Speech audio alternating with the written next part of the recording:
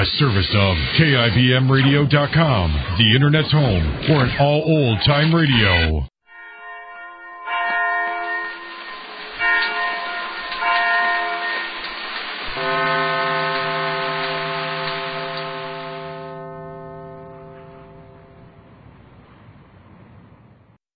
Kroger Tender Ray Beef. No other beef so fresh can be so tender. Presents Hearts in Harmony transcribed. Kroger Tender Ray Beef. It's delicious. There's no doubt about it, friends. Kroger Tender Ray Beef is delicious. Why, it just has to be. For Kroger Tender Ray is the one beef that's always fresh, always tender. No other beef so fresh can be so tender. Now, you know it's tender because by the Kroger Tender Ray method, the top U.S. government grades of beef are made naturally tender without aging. You know it's always fresh because by the Kroger Tender Ray method, there's no need for wasteful aging, no time for loss of savory juice. Yes, no other beef so fresh can be so tender as Kroger Tender Ray beef. Yet it costs no more than ordinary beef. What's more, Kroger guarantees it's the best eating beef you've ever served or your money back. So visit your neighborhood Kroger store and get the finest beef value in town. Buy the one beef that's always fresh, always tender. Buy Kroger Tender Ray beef. It's delicious. And now, Hearts in Harmony. It's morning in Rossville, and breakfast time to most newlyweds means coffee perked too long or not long enough, and, of course, burnt toast. But not so to Penny and Johnny Keith. Penny's a good cook. At breakfast this morning, Johnny says to her, "Now I know why I married you, Penny. Oh, you cook. do. These are the best waffles I've ever had." Oh, then you better get rid of me and marry Sarah. She made them, darling. But I made the coffee. Oh, no, you don't get me on that one. The bean made the coffee. Oh, you're too smart. Johnny, I'm sorry they're not having breakfast in place of our own. Oh, well, I can wait for a while. This is fun enough for the time being. Anyway, the family more or less disappears for us, breakfast and in the evening. No, but when we do have a place, Johnny, Sarah won't fix your breakfast. I will. You'll bet your life you won't. Won't be able to afford help. I'm going back to being just a plain, everyday, ordinary person this morning. What do you mean? Well, I'm signing the final papers turning the estate in South Africa over to my cousin. Carter wants me in his office this morning. Oh. You're disappointed, dear. I told you I was giving it up. The estate, the money, everything. Oh, no, I wasn't thinking of that, Johnny. I was kind of hoping you'd go with me. Go with you where? To see Mrs. Carlton. Oh. I thought it might be nice if... Well, I think she'd like to meet you. Why are you going to see Mrs. Carlton, Penny? Do you have to ask that? No, but you ought to ask yourself that question. After all, this is a new life for you, Penny. Why go back? Why bring back all those unpleasant memories? Oh, darling, there aren't unpleasant memories about Barry Carlton. No. Johnny, I loved him very much. I love his memory. For everything about him was good and clean and fine. You know, maybe I better take that back. Take what back, darling? Saying I know why you're going to see Mrs. Carlton. Maybe I don't know why after all. It's for a very simple reason. I wanted to know about the man I married. I want him to know that he's like her son, fine and good and clean. I wanted to know that I haven't forgotten her loss, which was mine, Johnny. Darling, when Barry died, she lost someone she loved. And I did, too. But I make up for that loss in some small way, don't you? You make up for it completely and thoroughly. But there's still a bond between Mrs. Carlton and me. I owe her this visit this morning. Well, must it be this morning? Because there's going to be an announcement at the wedding in the paper this afternoon. And I want to see her and tell her all about it before she reads it. Johnny, she'll think that I've forgotten all about her. Yes, I understand, Penny. But does it have to be this morning? What about this afternoon? Can't you go this morning? No. Those papers have to be in the mail by noon. Some legal hodgepodge that I don't understand. And I'll be busy from 9 until they're in the mail. Well, then I'll have to go alone, I guess. I phoned Mrs. Carlton and made an appointment. She can only see me this morning. She's not well, you know. Oh, well, I'm sorry to hear that. Well, maybe you can go with me some other time, huh? sure. All right. Sure I will. Maybe you'd better warn her, though, that I really don't come up to her son in any respect. Oh, darling, you do. In every respect, in every way. I loved him, Johnny, but I love you. And if I were asked to tell which of you I love the more, I wouldn't know what to say. Good morning, Mrs. Carlton. Henry, my child, come in. It's so good to see you. I'm sorry I haven't been in to see you in such a long time. Not since the opening of the community center. I see in the papers where there are a great many regular activities at the center these days. There's a great many. The youngsters love it. I'm sure they do. I had a lovely note the other day from that adorable little Hazel Peter. Oh, well, that was nice of her. I don't know where it is. I'd read it to you. It was all about Barry and how the children of Rossville will always remember him and be grateful to his mother and to the girl who wanted to marry him. Well, I'll read it to you another time. Sit down, my dear. Thank you. Hey, you're looking well. I should. I spend a fortune on myself. But money won't buy health and make a face that's 70 look a day under 69. No, you look well under 69. If I do, I'm fooling no one. I'm still over 70. Now let me look at you. All right. I've never seen you look better. Why, child, those scars on your face are almost gone. It's hard to believe you were ever in that automobile accident. I'll never forget that I was, though. You must forget it. Everything about it must be put out of your mind and your memory forever. I don't think about it very often. Don't think about it at all. It's something that's over and done with. Oh, do you like the picture of Barry I have on my desk? Well, Mrs. Carlton, I've never seen that picture before. No, I don't think you have. It's the last one taken. I didn't know about it until long after he died. It was in some of his things he brought with him from the city, that time after you got him out of trouble. He never opened the case they were in, just put it in a closet. One of the servants found it. He's very handsome. He is, just like his father. They were both handsome, both Carltons. Handsome, promising, but ill-fated. Oh, I often wish that we'd never... I think we've talked enough of that, don't you? Maybe. I think too much about him, too much of the past. But that's because I'm a silly old woman, I suppose. I think of you a lot, though, and have more pleasant thoughts. I'm very flattered. I do. I think of you often. And just the other evening, I was thinking to myself that Penny Gibbs ought to be married. Well, Mrs. Carlton, the reason I called you this morning was to... Now, don't change the subject, my child. I think you should be married. I know that there are many fine young men who would be happy to marry you, and who would make you as happy as Barry. Perhaps even happier. Mrs. Carlton, let me tell you why I'm here. You surely intend to marry, don't you? Yes. And so that you wouldn't just read about it in the afternoon papers. I came to tell you myself. I am married.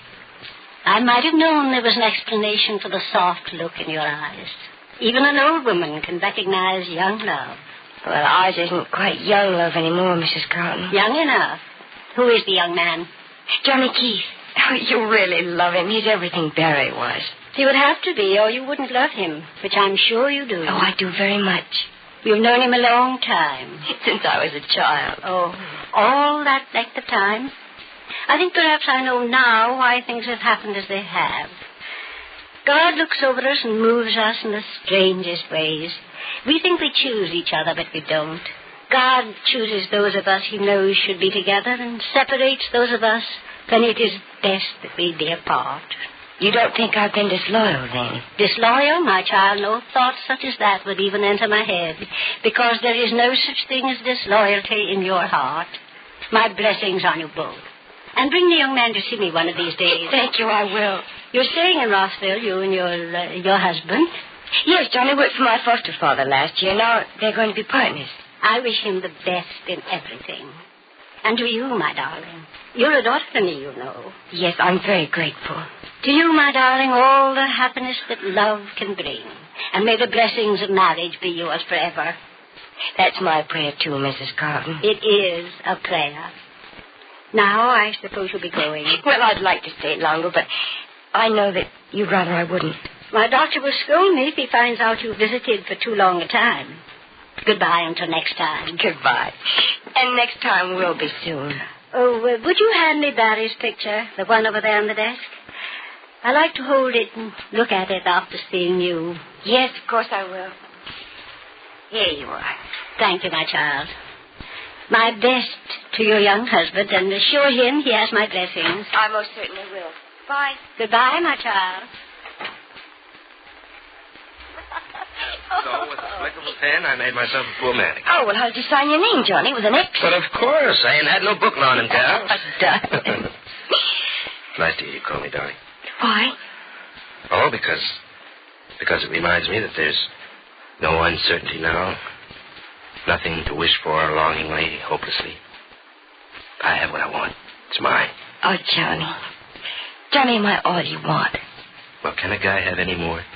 You gave up an awful lot more. I gave up absolutely nothing.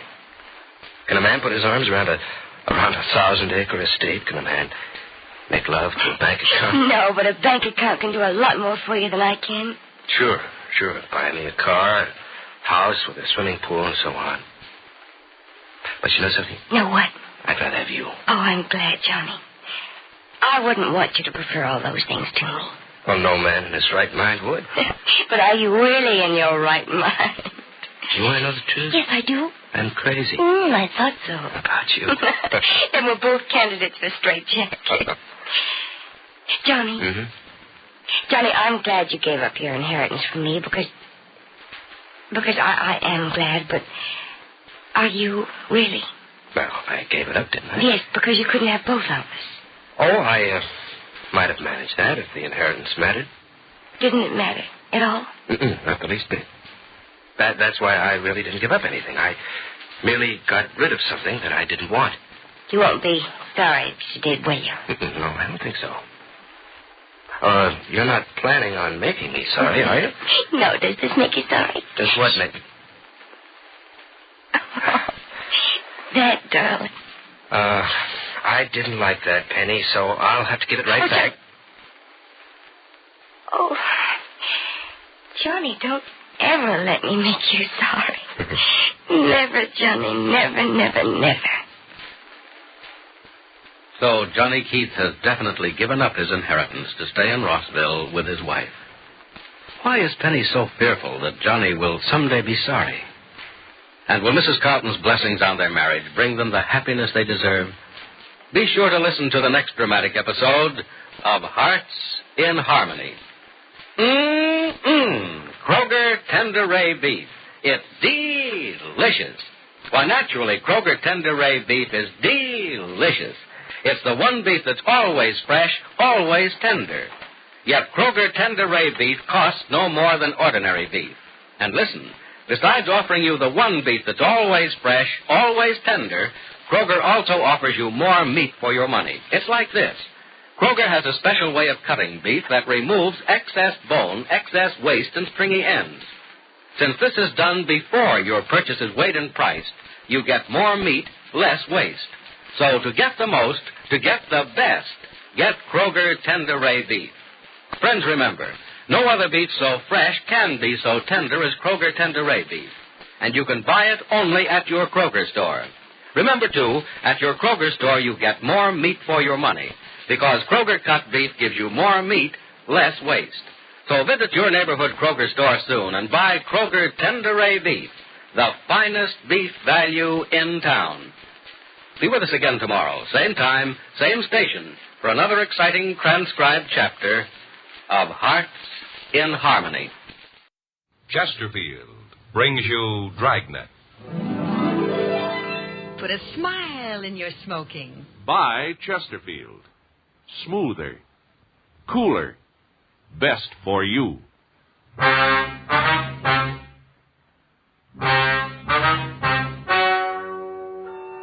Ladies and gentlemen, the story you are about to hear is true.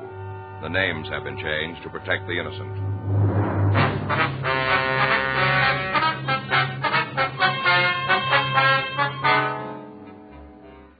You're a detective sergeant. You're assigned a narcotics detail. You get a report that a supply of heroin has reached your city. You don't know who's got it or where it is. Your job, find out.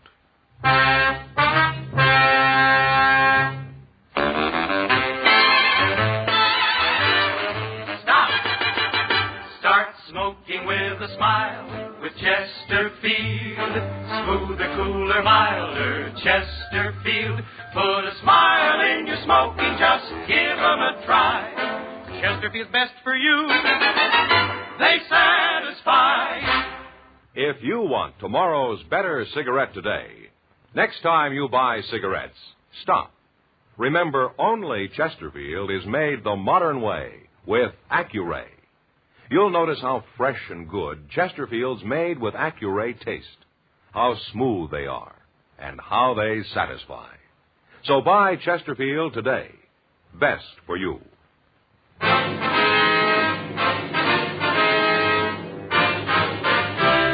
Dragnet, the documented drama of an actual crime. For the next 30 minutes, in cooperation with the Los Angeles Police Department, you will travel step by step on the side of the law through an actual case transcribed from official police files. From beginning to end, from crime to punishment, Dragnet is the story of your police force in action. It was Monday, May 23rd. It was cool in Los Angeles. We were working the night watch out on narcotics detail. My partner's Frank Smith. The boss is Captain Walter. My name's Friday. We were on our way back from questioning an informant, and it was 10:46 p.m. when we got to the First Street Station, narcotics squad room. You think Bronco's holding out on us? I don't know. Well, if we don't turn something pretty soon, the stuff will be all over town. Yeah. How about a cup of coffee, Joe? Huh? Coffee. You want a cup? Sure, if you got some. Yeah, I brought a thermos from home. Oh. Made it myself the way I like it. You know, strong. Mm-hmm. I got some cups. Wait a minute. You don't need them, Joe. What? Don't need them. I got cups right here on the top of the thermos, 4 of them. It's some gadget, huh? Look at that. Kids gave it to me for Christmas. Of course, Babe probably picked it out. Mm-hmm. Boy, look at her steam. Really keeps the heat in. Yeah. Well, go ahead. Drink up. Thanks. What's the matter? Something the matter? No, you were right, that's all. What do you mean? About it being strong. Oh, yeah. When I want coffee, I want boiled water, buddy. Mm-hmm. Well, this stuff's got some taste to it. It sure has. Well, aren't you going to finish yours? Well, I'm not thirsty right now. Oh. Hey, you know, Joe, I just realized something. Hmm? All these years I've been working with you, it never dawned on me before. What's that? You don't like coffee. Oh, yes, I do. No, you don't, Joe. Not the real genuine articles, stuff they serve in restaurants, drugstores. Heck, that's not coffee. It's not, huh? No, this is coffee. Yeah. A little bite to it, a little zing. Yeah. You don't like it. Well. All these years I've been working with a partner who doesn't appreciate good coffee. Well, I guess you'll learn something all the time. Mm-hmm. Don't finish it if you don't want. Narcotics Friday. Who? Oh, yeah. Yeah, Candy. Mm-hmm. That's right. Are you still at the same place? Sure, I know where it is. What's that room number? Okay. Goodbye. It's Candy Delman. Yeah? You heard we were talking to Bronco tonight. Bronco tell him what it was about? He must have. At least Candy knows we didn't get anywhere. Uh-huh. Says it's our own fault for not going to the right guy. And who's that? Him.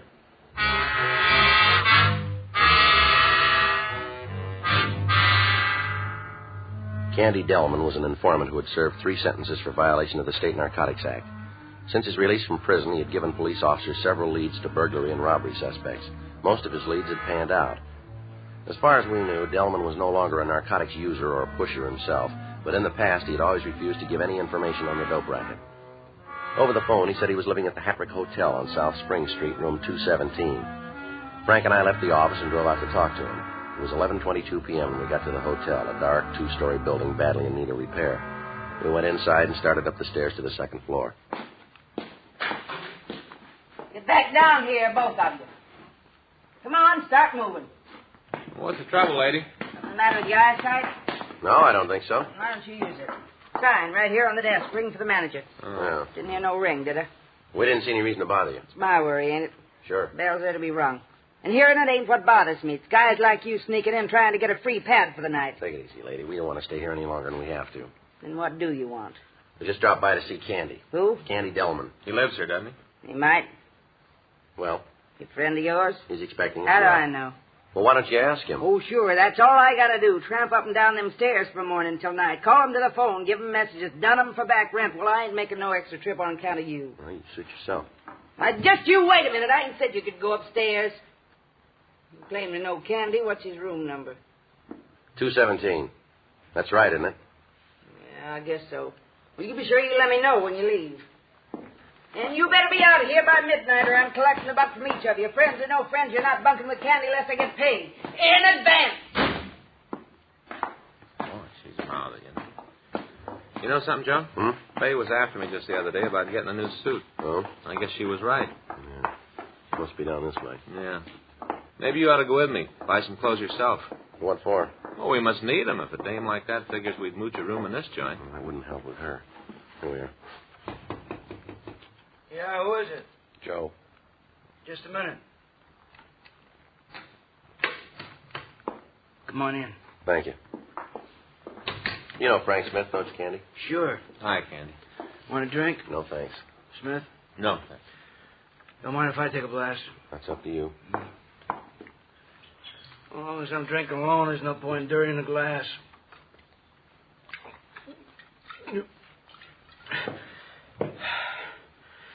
I guess maybe I'm turning into a lush, huh? Is that right? Been hitting the bottle pretty hard lately, since I went off the stuff. That's so? Yeah. You guys knew I was off it, didn't you? I ain't even chip you no more. Well, you don't have to sell us, Candy. Well, I ain't selling nobody. I'm just telling you. Mm-hmm. What do you want to see us about? Anybody know you're here? The lady downstairs. You mean the manager of this flea bag? Yeah, I guess that's what she is. Lady, you ask me, them flying saucers must be real. Well? How else would a dame like that get here? Hey, she knew you cops. We didn't tell her. You telling anybody else that you're coming to see me? No. Come on, Candy. What's it all about, huh? Well, take it easy. Don't push me.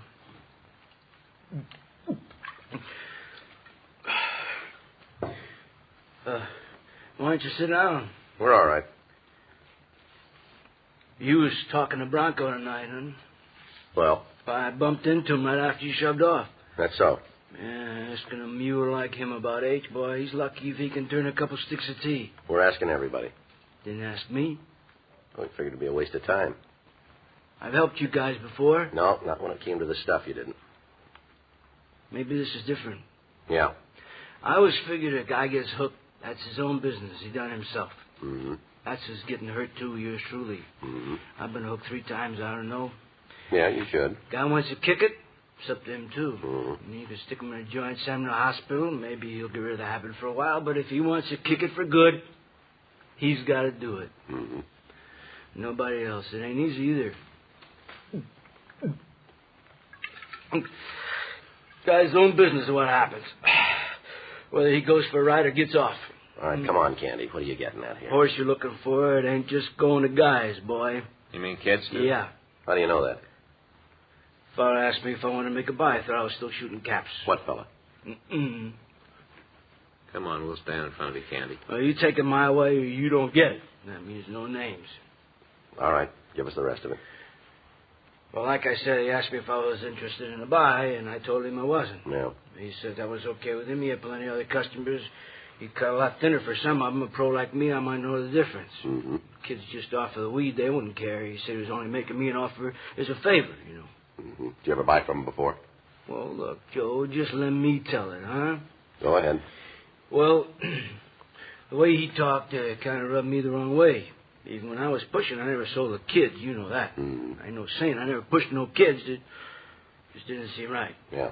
So when I bumped into Bronco tonight and he told me that you guys were looking for H, well, I figured maybe I owed you a hand. Go ahead. Make you feel kind of funny? What? I never finked on a guy in the trade before. You know that. Well, you're out of it now, aren't you? Yeah, for now. You never know, Joe. 3 times, you know, I've been down. You never know when it's going to happen again. I ain't making no promises, even to myself. Mm-hmm. That's why I ain't never copped out on anything like this before. Sort of like turning myself in.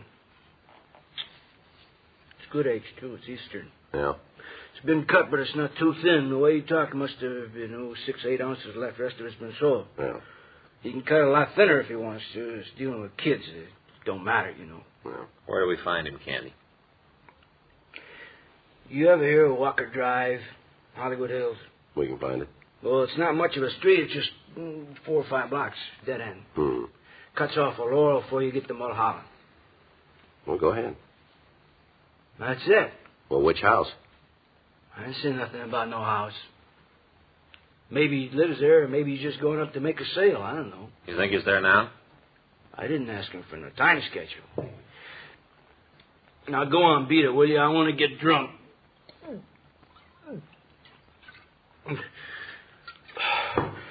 Oh, hey, look. There's something about you guys that keeps me sober. If you don't shove off, I'm going to run out of booze. You want to tell us what he looks like, Candy? You got it, Joe. Now, I'm going to tell you something. You haven't given us very much. Is that so? Well, you know something? It's lucky for you I got principles about pushing the kids. Yeah. You'd have got nothing.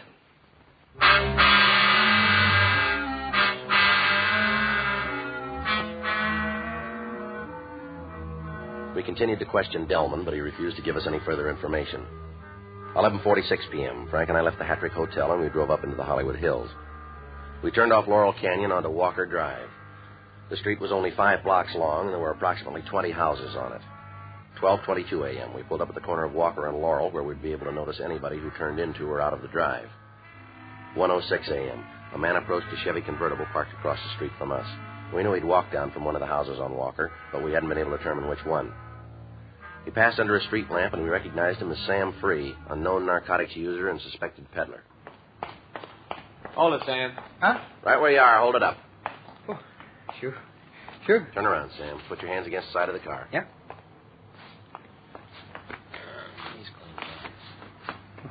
You guys know me. I don't carry nothing. Mm-hmm. Hey, what you doing in my pockets? I ain't got no gun. You said so yourself. Now, where the heck did that come from? Why don't you tell us? That's the stuff, John. This all you got, Sam? Well, is it? Yeah. You're coming up in the world, aren't you? What do you mean? A couple of months ago, all we had you pegged for was a user and a small-time pusher. That's a lot of H. Where'd you get it? Well, now, you know better than that. You're in trouble, Sam. Okay, you found the stuff on me. That means I'm going to do some time. A lot of time. Well, whatever it is, I'd just as soon be in one piece when I come out. Who's the car belong to, Sam? What car? This one right here. Huh? You were getting into it, Sam. Was it? I'll give it a check. All right. It's my car, so what? I'll still check it. Who fed you? What? To where I was. You're not hard to find, Sam. Yeah? You've been looking for me over 3 weeks now. That's so? Only you didn't know I was the guy you were after. Thank you. For what? For telling us when the H got into town. A lot of good it'll do. Mm-hmm. Now, the day I'd have been clean, you wouldn't have found none of it. Yeah? My own fault trying to get a good price. I should have taken what was offered. It's the real stuff, though. A man don't like to give it away. Mm-hmm. Joe. Got something? Yeah. Take a look in the back seat. A bunch of sweaters. Look like cashmeres. I bought them for my girl. It's her birthday. There must be some girl. Yeah. At least 40 sweaters there, Joe. Yeah? They're all different sizes.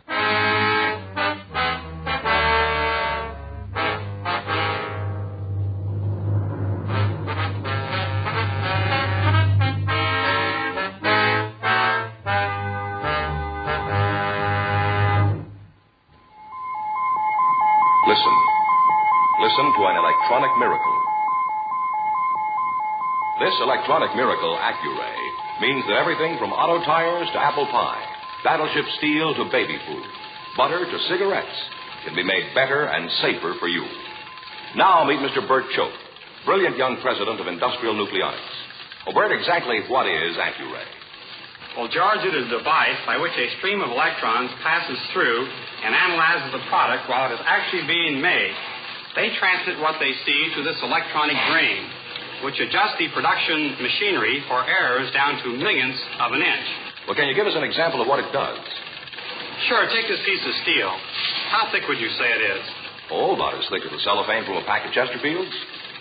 Accuray has made it possible to roll that steel accurately 1/10,000th of an inch thick. It takes 10 of these to equal the thickness of a sheet of cellophane. That's amazing. Now let's get back to the pie and the baby food. Will Accuray bake a pie and tend the baby? Well, not quite yet, George. But because this electronic control can improve shortening texture, for instance, your wife can bake a more delicious pie. And because Accuray can make baby food more uniform, that food will be more digestible for your baby. One more question, one that so many people ask me. How does Accuray make Chesterfield a better cigarette than was ever possible before? Every cigarette made with Accuray control contains a more precise measure of perfectly packed tobaccos. So Chesterfield smokes smoother, without hot spots or a hard draw. And that's why Chesterfield tastes so much better. And I guess that's why you smoke them yourself, Bert. You see, I know what Accuray can do. Well, there's your answer. If you want tomorrow's better cigarette today, next time stop. Remember. Only Chesterfield is made the modern way with Accuray. Best for you.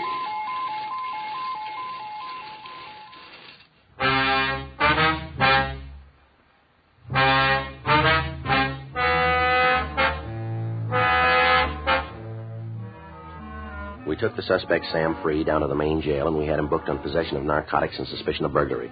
An examination of the labels in the sweaters indicated that they were all from the same Whiteside Ladies Sports Shop in North Hollywood. 1:58 a.m. We contacted the owner of the store, Mr. T.P. Whiteside. Yes, sir, that's right. Mm-hmm. If you would, we'd appreciate it. About 30 minutes? All right, sir, fine. Thank you. Goodbye. Well, he says they're stolen, all right. Well, why didn't he report it? Well, he didn't know anything about it until now. Huh? It just must have happened tonight.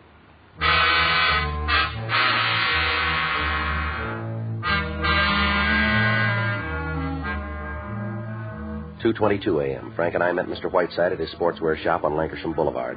At the rear of the building, we found a cut screen and a window that had been forced open. We called the crime lab and asked them to check the premises for any physical evidence.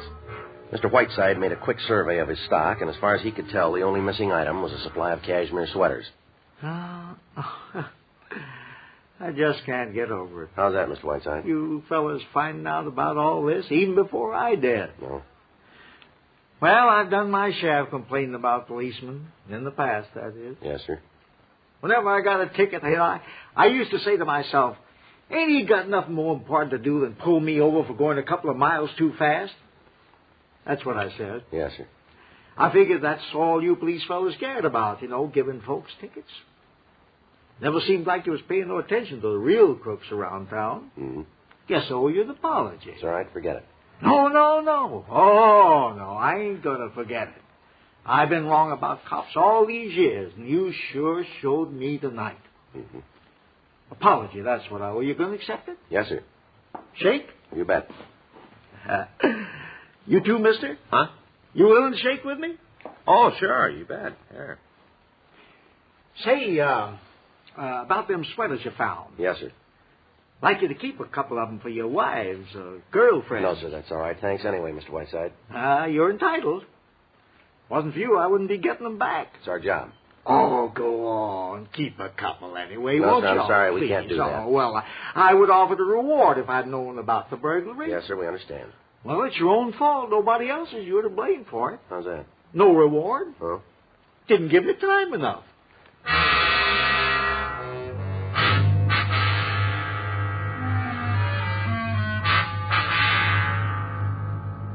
4:05 a.m. The crew from the crime lab reported that there was no physical evidence at the store. Frank and I went off duty. The next afternoon, May 24th, at 4:16 p.m., we checked our weapons at the booking counter of the city jail, and we asked to interview the prisoner, Sam Free. The booking sergeant told us he was in cell 104. Yeah? Free in 104. Okay. Free in 104 for interview. Free for interview.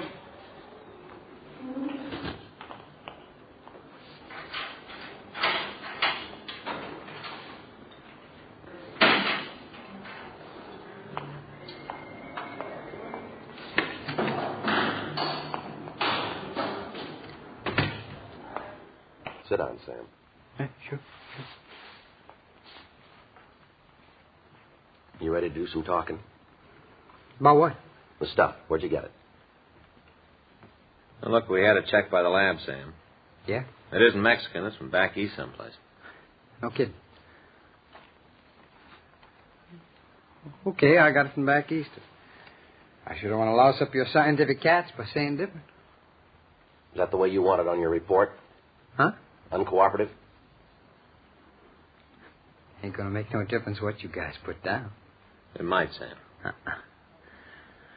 Oh, look, you want a deal, I'll talk. Otherwise, forget it. We don't make deals, you know that. Huh? It's up to you.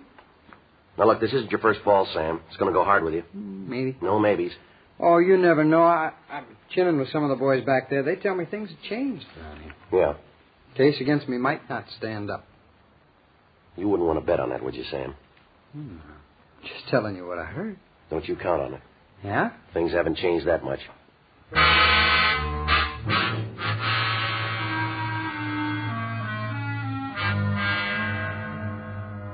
4:31 p.m. Frank and I went over to the Hall of Justice to file a complaint against Free. We talked to Deputy District Attorney Don Avery in the complaint department and gave him a complete statement of facts concerning Free's arrest. Is that it? Yeah, that's it. Everything can happen? Yeah. Why? What's the matter, Don? Something wrong with this case? I don't know yet. Well, Free himself said it might not stand up. We figured he was just talking. Yeah. We got the H, the stolen sweaters. What more do you need? Let me ask you a couple of questions. Sure. Now, give me the same answers you'd give in court if you were under oath. All right. Free was beside this car when you stopped him, is that right? That's right. Did you place him under arrest before you searched it? Well, did you? Well, not in so many words. What do you mean? Well, we knew he was a hike. He knew we were cops. He could have figured that out. But you didn't say you're under arrest in those words. No, I don't think I did. Smith? Well, Don, we didn't have anything to arrest him for, not until after we found the H. Mm-hmm. Did you have any reason to suspect he was carrying dope? Well, like I said, he's a user. Yeah. That he was in the neighborhood. We knew somebody around there was carrying. Well, then you weren't looking for Free in particular. Well, no. The way I get it, the burglary hadn't been reported yet, is that right? That's right. So finding the sweaters was a surprise. Yeah, it sure was. Well, we'll file on them. It may not stick. What are you talking about, Don? The evidence. Well, what's wrong with it? The way you got it. What? You heard about the exclusionary ruling, didn't you? Yeah. Skipper had an assembly on it. Well? Look, Don, we're not lawyers. We're cops. Sure. Well, here's the way it operates. Evidence obtained by illegal search or seizure can be thrown out of court. Simple as that. Yeah? Federal government has the same ruling. Most of the states don't. We never have until now. Before, if a policeman committed an illegal search or seizure, he could be prosecuted. Lots of times he was. Uh-huh. But the evidence could still be used at the suspect's trial. Yeah. Doesn't work that way anymore. No? Well, look, maybe I'm just thick, Don, but it seems to me the only guy who's better off is the criminal. That's how I see it, too. Mm. Well, all right, now look. Suppose we do pick up a guy. Maybe we aren't right, but we think we're onto something. If he's clean, he's not out anything except a little time and trouble. Yeah. And if he isn't, we got some evidence. Not anymore, you have. Yeah, well, this just don't make sense to me. Well, what are we supposed to do from here on in? You want to make a search, you got to get the guy's permission, or put him under arrest first, or have a valid search warrant. Otherwise, it's illegal. Your evidence may not hold. Let me have that again.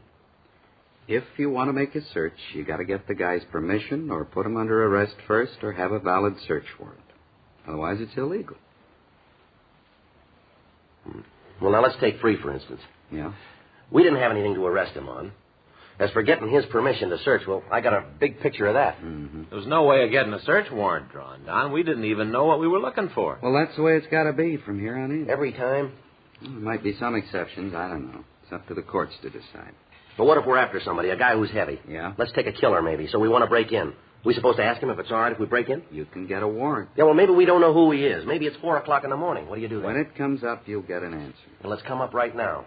What? We got a dope pusher here. He's been selling H to kids. We got him made, dead to rights. Burglary, too. Now, you say he's going to get off. I didn't say for sure. Well, I don't even like to hear a maybe, not in a case like this. It's the best I can do, Joe. I didn't hand down the ruling. If you'd arrested him first, that'd be different. Yeah, and if he hadn't been carrying, he could have slapped a suit on us for false arrest.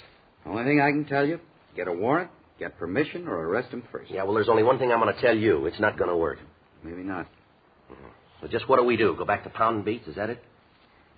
Look, I said we might not be able to make it hold up in Free's case. If we can't, you'll get him sooner or later. You've got him pegged. Next time, get to him so it'll stick. Well, don't worry about it. We will. Well? Tell me one thing, Don, before we do. Yeah? How much more stuff is this guy going to peddle?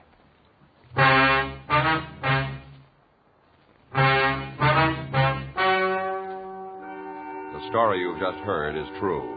The names were changed to protect the innocent. On May 30th, the preliminary hearing was held in Division 4, Municipal Court, in and for the County of Los Angeles. In a moment, the results of that hearing.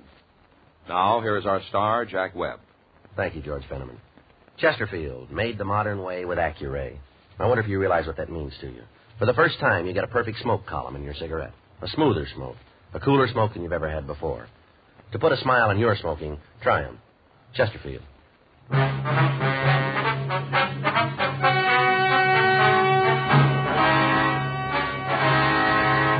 In the case of Sam Arthur Free, the court ruled that the evidence against him had been obtained by illegal search and seizure. The charges against the suspect were dismissed.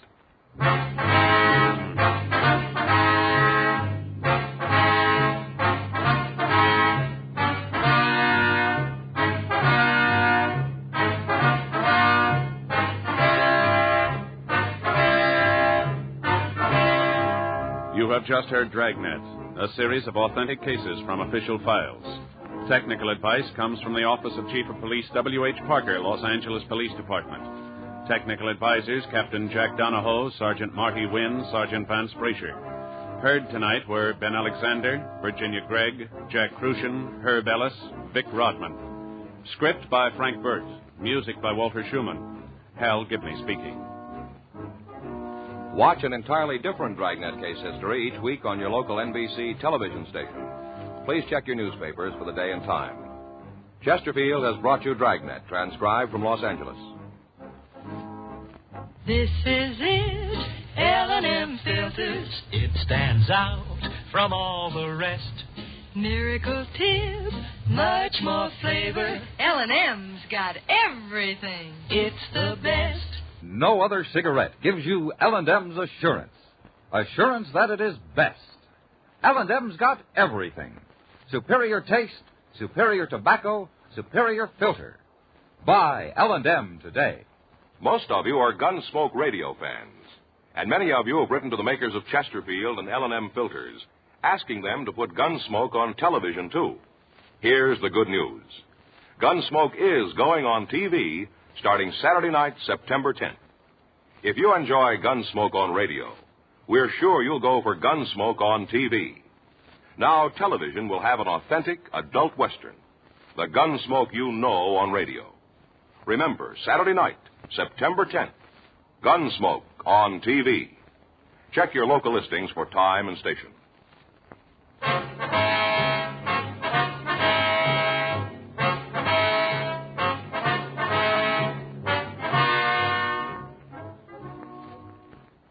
This is the NBC Radio Network.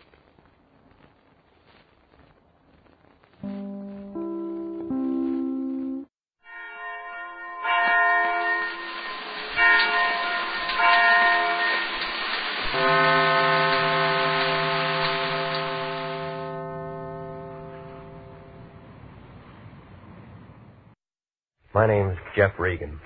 I get 10 a day and expenses from a detective bureau run by a guy named Lyon. Anthony J. Lyon. They call me the Lion's Eye.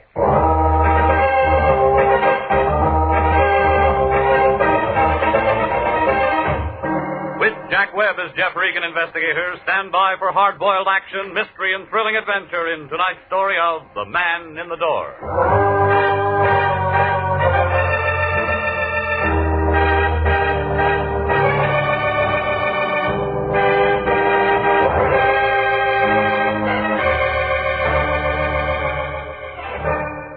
Well, this is the way it started. The Lion called about 4 o'clock that afternoon. Said he wanted to see me down at the office. I argued a while and finally told him I'd be there. Melody was sitting in front of her typewriter when I came in, putting a new coat of paint on her nails.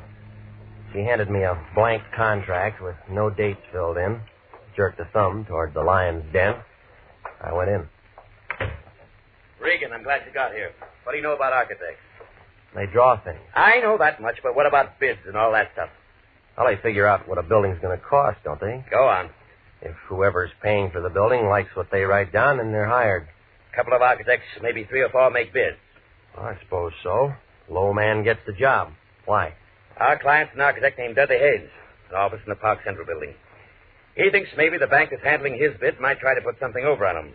Banks don't do things like that. He thinks maybe a guy who works at the bank might be taking dough to shove his bit under the counter. Why didn't you say that in the first place? Because I'm saying it now. Haynes wants us to look into it. All right, who do I see? Haynes first. I only talked to him on the phone.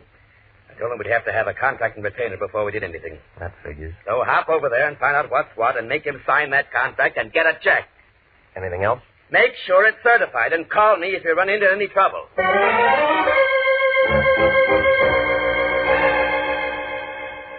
Dudley Haynes, architect, Park Central building. Had an office on the 9th floor. When I went in, a girl with hair that figured to be blonde right down to the roots pulled off her glasses and put out her cigarette. Then she kind of eased out of her chair behind that desk and moved toward me, like a panther looking for a meal. My, you're tall, aren't you? Well, there's nothing I can do about that. Mr. Lyons said he was sending us one of his best men. He always says that. I think he meant it this time. He's an awful liar, lady. Dorothy Nolan. Fits? The name or the dress? Both. What's yours? Jeff Regan. Oh. Well, now we know each other. That's nice. I came to see Haynes. He wants me to look into something for him. I know. He's expecting me. I know. Well? I hope you have to look into a lot of things. For Haynes? No. This is his office, isn't it? Mm-hmm. But he spends most of his time in 902 into the hall. Makes his blueprints up there. I'll take you. You are tall.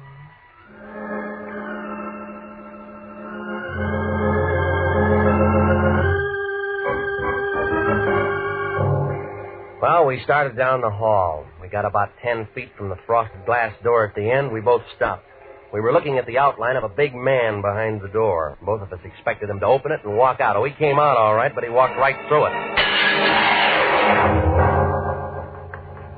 Oh, he's been shot. Oh. You know him? It's my boss, Mr. Hayes. No, it was your boss, lady. He's dead.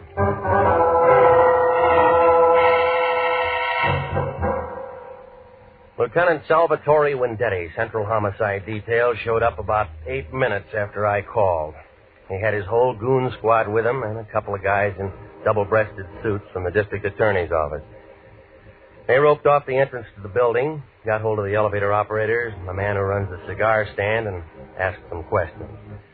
Then Vendetti looked at what was left of Haynes and started yelling into a phone. Send a basket over, but don't move until my fingerprint boys get through. Yeah.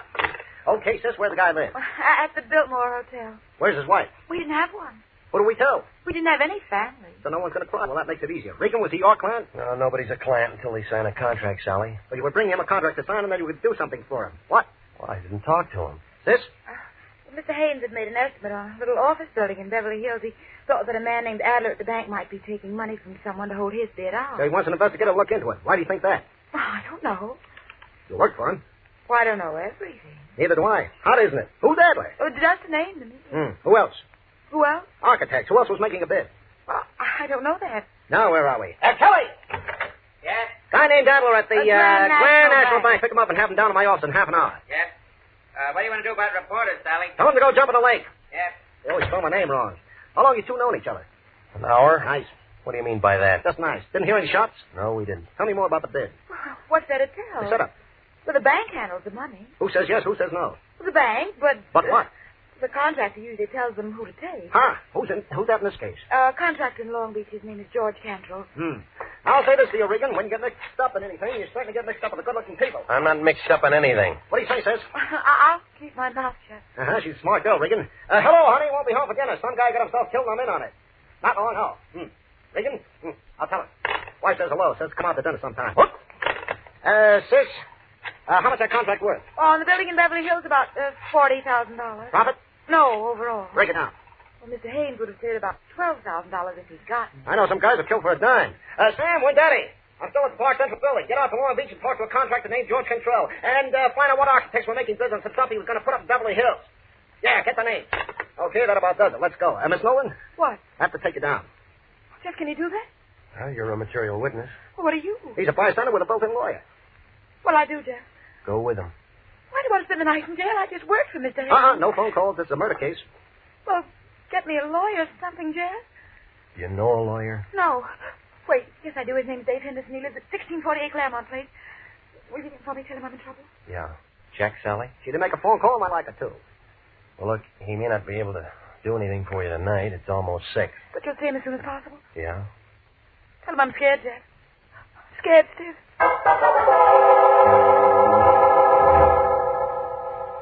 Well, I stayed there and phoned the Lion, told him what had happened. Well, he got mad and yelled something about me being a jinx on all our clients, and then he hung up. So I went through the classified telephone directory under attorneys and Henderson. There was a Ben, a George, a Joe, a William, but no Dave Henderson. So I drove out to the address that she'd given me. It was a blue apartment house 4 blocks west of Vermont over by the Coliseum. Somebody was cooking hamburgers somewhere, and somebody was all worked up over a ball game on the radio. I picked the baseball fan. Well, what'll happen now is anybody's guess, but let me tell you that this ball game is a long way from being up. Hey, what'd I tell you? It's outside the ballpark, and they're coming in like homing pigeons. Bases are loaded, and they're all coming in. Oh, it's going to be 8-5. Come on, the ball game's not that good. What's so important, Pilgrim? I'm with the ball game. I'm looking for a man named Dave Henderson, a lawyer. So what? Somebody told me he lives in this apartment house. Who told you that? A lady. Ha! Does he live here? You try looking at the mailbox? No name. You cop? Private type. Ha! Does he live here? Sure he lives here. Well, where? End of the hall, 106. Thanks. So he's a lawyer, is he? With his kind of friends? Ha! What does that mean? You're young, ain't you, Curly? I got a driver's license. Let me tell you something. Don't go knocking on no doors and hear a ball game. Remember that. Yeah, I'll remember. And you can tell him Testy Bogart to start to that one. And the score is 8-5 coming into the first half of the ninth, and this has been some ball game, let me tell you. 106. Here we are. Come on in. It's unlocked.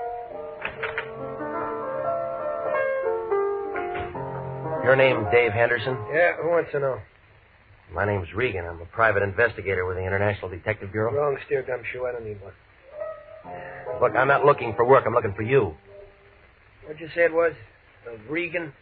That's right. R-E-G-A-N. Regan. Regan. Learned that just an hour ago. Cute, huh? I met a friend of yours today.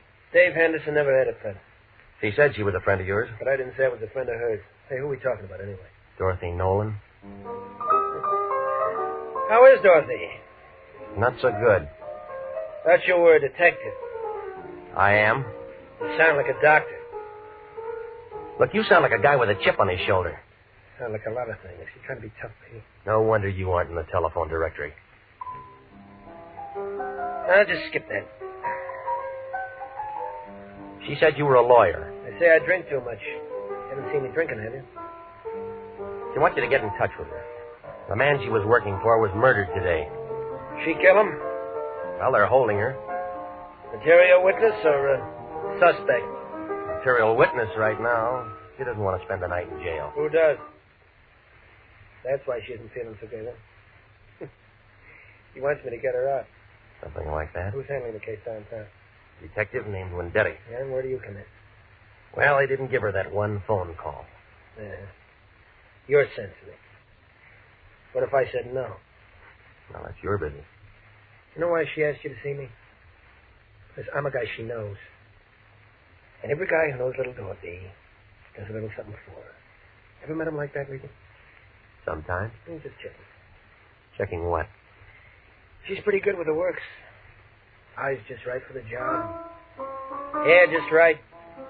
Everything just right. She can make you do a lot of things you don't want to do. Wait till you see her in a bathing suit. Ooh, that's something, brother. Well, they aren't wearing them in the county jail.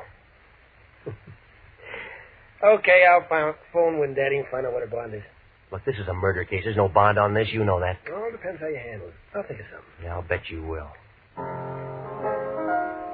We don't like each other much, do we? Nope. That's the way it goes. Listen, she said to tell you she was scared. Well, some of us are scared part of the time. And somebody gets shot. And everybody gets scared. You scared? Nope. Iron Man Regan. Have a good time.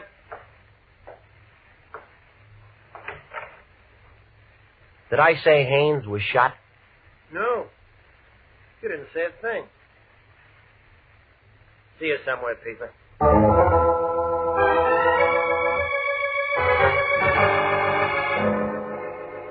Well, I stopped by Musso Frank's and had the special, and then I went on home.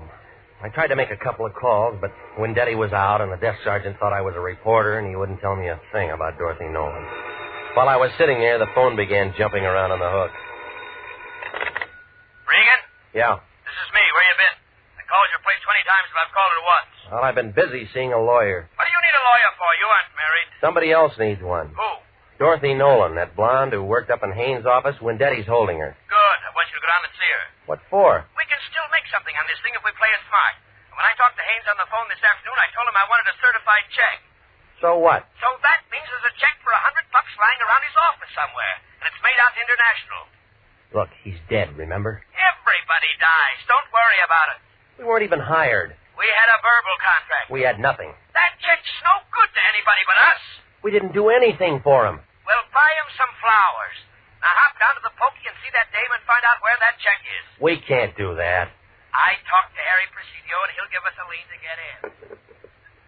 Hello? Hello? Regan, you're still there. I was still there, but I wasn't listening to the lion. I was looking at a skinny little man with one leg. Regan, you're still there. Now, don't ask me how he made it inside my door. He was just there, propped up on a pair of crutches, swaying back and forth, watching me with a couple of sick gray eyes that were so full of water you'd think they were going to float right out of his head. All at once, he went down like a busted sugar sack. He'd been shot twice through the neck with a small caliber gun, a 25, 32, I don't know. I found a dozen razor blades in one pocket and 24 sets of shoelaces to go with them. There wasn't anything that told me his name, but there was a picture inside his shirt pocket. One of those things that you have taken in a penny arcade, you know, in front of phony pasteboard props. Well, the man with one leg was looking out from between a pair of painted angel's wings, and the guy standing next to him, who was smiling up at the halo, was the same man that I'd seen that afternoon. An architect named Haynes. A man who needed a private detective. A man who walked out a glass door and then dropped dead. And the one printed word above that picture stuck like a wart on an egg that said, Happy Land. You are listening to the story of the man in the door. Tonight's adventure with Jeff Regan, Investigator.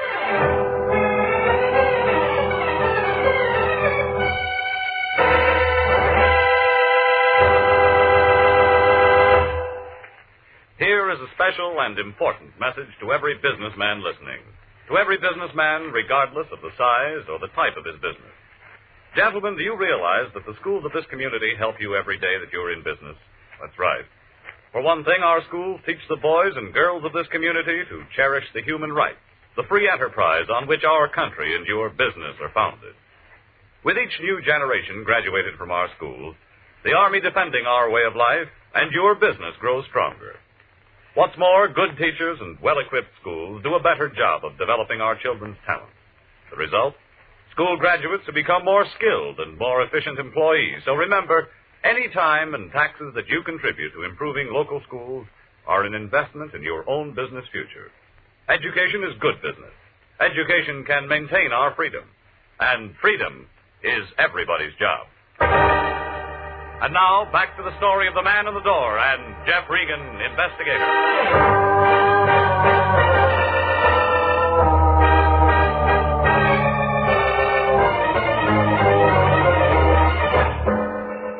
Well, I left the little man with the one leg lying there. There wasn't much I could do for him. I wanted to wait before I called homicide. I took the picture I found in his pocket and I drove to Happy Land. It turned out to be an open-air penny arcade on 5th and Main. Smelled like all the hot dogs in the world had been made right there. There were machines all over the place telling you how strong you were, how rich you'd be, and who you'd marry. All for a penny. I guess it wasn't much of a bargain. The only customer was a sailor trying his luck at the shooting gallery.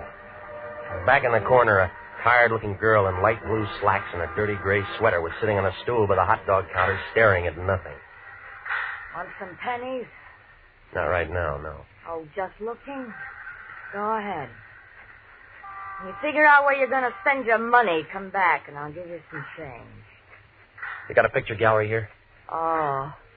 Don't tell me you're a real big spender and want to have your picture taken. Maybe. You got one? Yeah, we got one. Where is it? In there. If you really want to get your picture taken, I'll climb off this stool and take you back. I want to tell you now, if you're just trying to be sociable, you can go and fly kites. You run the picture concession? I run the picture place and the hot dog place, and I sweep out in the mornings.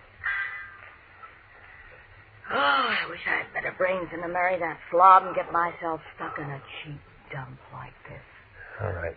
Do you remember taking this picture? How would I know? I take a lot of pictures. Well, come on, look at it. All right. Yeah, I took it.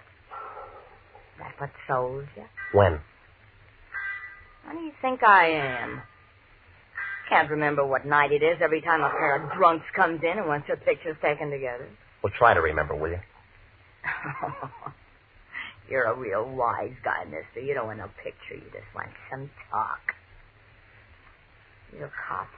Friend. I met the little guy in the picture once. Dusty? What was that? I thought you said you met him once. Well, we weren't introduced. I just met him. Who is he? Dusty Rhodes. Works the circuit.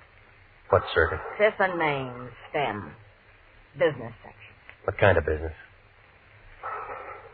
Dusty handled the razor blade and shoelace traffic. He hates pencils. What did he do when he wasn't working? What does anybody do? He went out and got loaded. Go on. And you don't know him very well for a friend. How am I going to know I'm not getting Dusty in trouble talking to you like this? Nobody can get him in trouble anymore, lady. What do you mean? He was shot tonight. Oh, no. Oh, poor little guy. You know where he lived? Seashore Hotel. The Seashore Hotel. Oh, gee, Miss Nancy. Oh, I'm real sorry.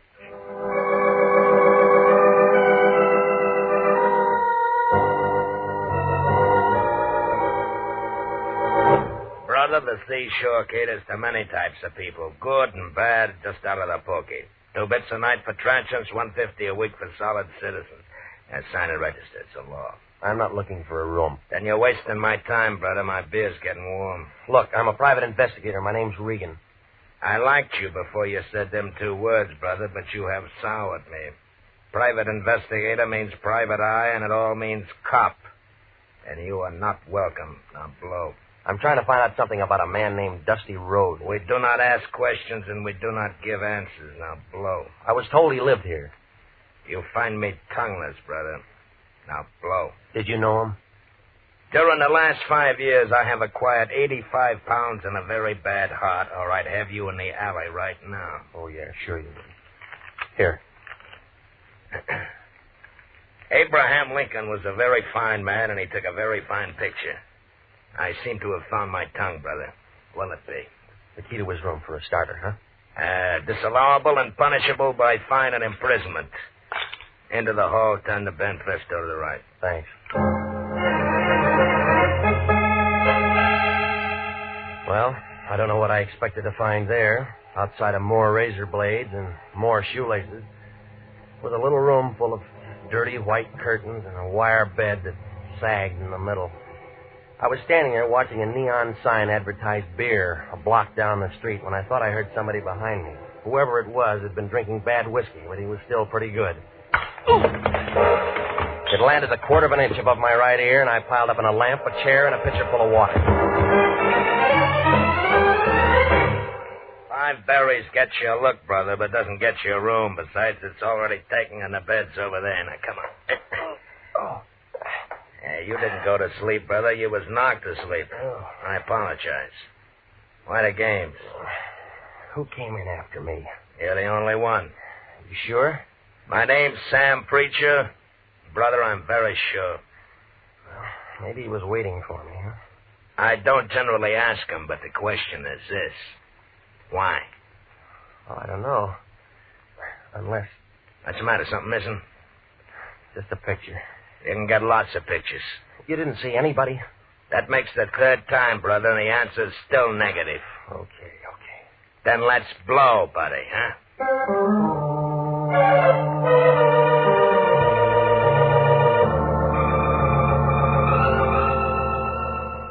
Coroner's office.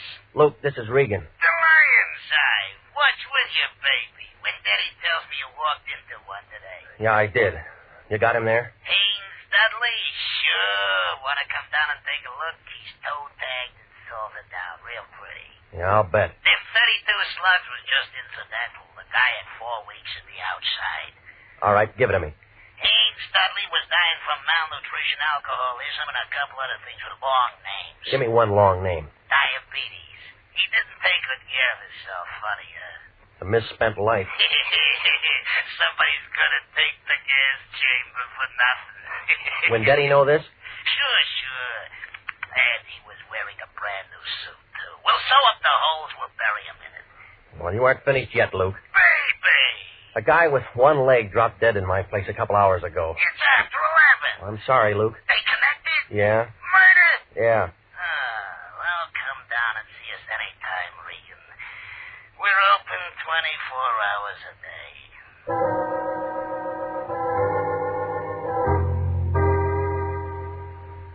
Well, at the homicide office, they told me she'd been released about 10 o'clock.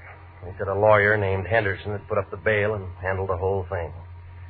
They gave me an address on her, and I went out there. It was a bungalow court on Normandy, and it took her a long time to answer the door. Oh, you. Yeah, tell me how tall I am. I'd love to, but not right now. They told me you'd been out since 10 o'clock. Maybe I should have come sooner. Dale gives me the willies. I'm about to take a shower. I was kind of hoping we could have a drink. I did better than I thought with you. I got a hold of a lawyer for you, didn't I? Yes? Well, doesn't that rake me an invitation to have a drink? I said later. I'm really tired. I said no. Wait a minute.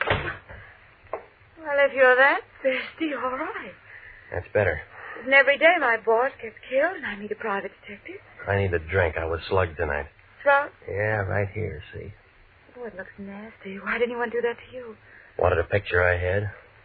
Whistler's mother? Just a picture of a couple of drunks who are dead now. Maybe whoever did it was a relative. Guess again. I don't like games. But you play them all the time. Don't we all? I know a psychiatrist who says we can't help ourselves. You can. I liked you when you walked into the office this afternoon, but I'm not so sure I like you now. Maybe you better go. Expecting somebody, huh? What are you doing? You let go of me. Let go Oh, of no, me. baby. You got real nice eyes. I want to look at them. Let go. He's crazy. You. Hello, Dave. We didn't hear you knock. Did you bring your piano? What's the idea? He gave me. Why don't you tell him to go away, baby? Anybody can tell we're busy. Let her go, Regan. You want to break us up? Can't you see he's just trying to make you jealous and say things? Come here, honey. No. You don't have to do that. I said let her go. That the same 32 you killed a one-legged man with? Over, Gumshoe. Don't be a fool. Stay right where you are, baby. You're first. Listen to me, baby. I listened to you too long. You don't need guessing. He doesn't have any proof of anything. You can cry if you want to, baby. This is going to hurt. She spun around and fell into a coffee table and then lay very quiet on the rug. Her eyes were open and she didn't say anything. She just lay there looking up at him. I couldn't tell where she'd been hit. He seemed to forget all about me because he walked over to her, knelt down beside her, put the gun right up against her head. This is awful close range, baby, but I can't afford to miss. Neither could I.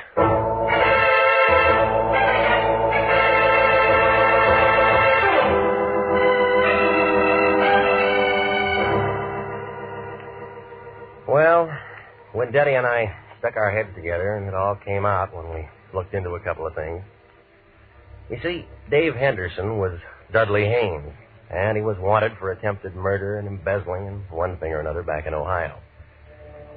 So he figured it'd be a good idea to bump himself off. Dorothy helped him with the idea. They both went down on Main Street, and they picked up an old bum, dressed him up in a new suit, and shot him. I was supposed to walk in with Dorothy, and she'd identify the body, and as far as anybody knew, Dudley Haynes would be dead. Dave didn't figure that she'd be taken down. She didn't figure that she'd get scared, and neither of them figured the man with one leg was a pal of the man that they'd shot. Well, it seems that they'd looked through a lot of files, and they'd figured that a lot of murders go unsolved. Maybe they do. I don't know. Well, anyway, he sat down on that little bench up there in San Quentin last week. The one with that bucket of acid in the room. Well, he held his breath as long as he could, but everybody has to breathe. He's buried up there with a lot of other guys that figured they could get away with murder. Dorothy? She wasn't hurt too bad. They had her in a wheelchair for the trial. She got 15 years as an accomplice. Some kind of a deal. State's evidence and all that. I don't think I'll wait for her. She wasn't that good.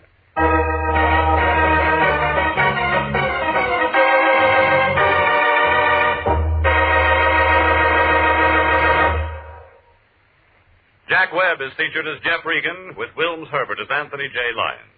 It's CBS at 9:30 next week for more hard-boiled action and mystery with Jeff Regan, Investigator. Written by E. Jack Newman and produced by Sterling Tracy. Dorothy Nolan was played by Betty Lou Gerson, and David Ellis was Dave Henderson. Lorene Tuttle, William Conrad, and Lou Krugman supported.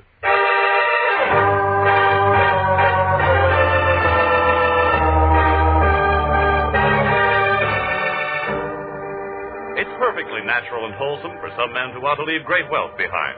There's a druggist in a small town in Pennsylvania who'll do that. The wealth he'll leave behind will make many lives easier and happier and finer down through the years. For he was the principal donor of an outdoor meeting place for religious services in a Boy Scout camp in the Poconos. Working with his neighbors in community activities, he saw the need of this improvement, helped to install it.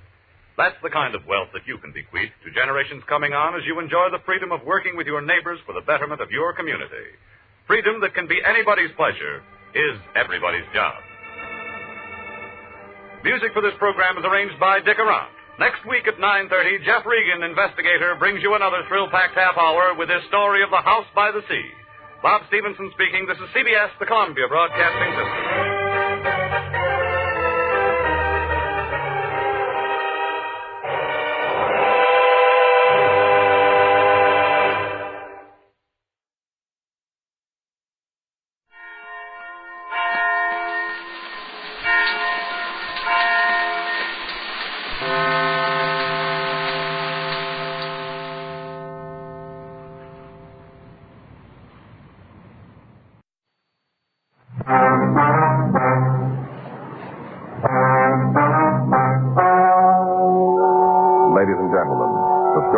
To hear is true. The names have been changed to protect the innocent.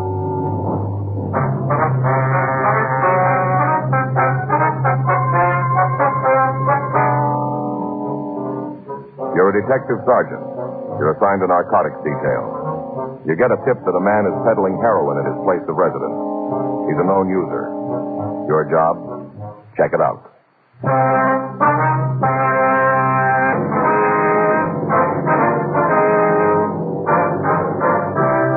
Dragnet, the documented drama of an actual crime. For the next 30 minutes, in cooperation with the Los Angeles Police Department, you will travel step by step on the side of the law through an actual case transcribed from official police files. From beginning to end, from crime to punishment, Dragnet is the story of your police force in action. It was Tuesday, September 6th. It was hot in Los Angeles. We were working the night watch out of narcotics detail. My partner is Frank Smith. The boss is Captain Walter. My name's Friday. We were on our way out from the office, and it was 9:33 p.m. when we got to the corner of 8th and Temple. Converted garage. Is that the right address? Yeah, once you swing around here at the corner, we can park across the street up there. Okay. Yeah, right up here will do. All right. Sure isn't much of a house. Looks more like a store or something. Yeah. You sure that's where he's living, Joe? Yeah, Nicky says the place used to be a garage. Oh? Fellow who ran it went broke. Turned it into living quarters. Oh, I see. How long's Denson been staying here? About 6 months. Alone? Well, he's got his family with him. Wife, 2 or 3 kids. Well, what do you think? Should we tap him now? Let's give it a couple of minutes, see if he's drawn any customers. Okay. Is Is this Mickey sure about all this? Yeah, he says he is. Says Denson's loaded for action, 30 or 40 caps. Just got him tonight, huh? Yeah. Mickey know who he got him from? If he does, he wouldn't tell me. Joe. Front door. Yeah. Must be the wife. Wonder who she's looking for. I don't see anybody. I guess she doesn't either. Well, that might make it a little easier for us. What do you mean? She left the door open.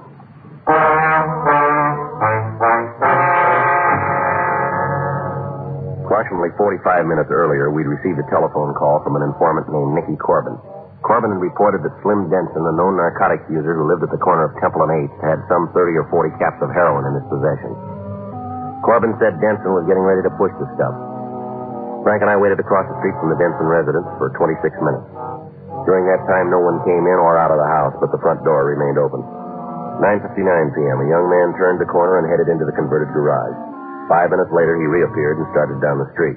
Should we talk to him? Yeah.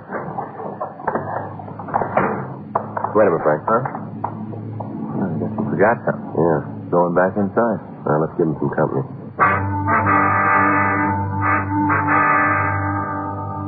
The man re-entered the Denson residence. As soon as he disappeared through the front door, I moved in after him. At the same time, Frank went around to the rear of the building.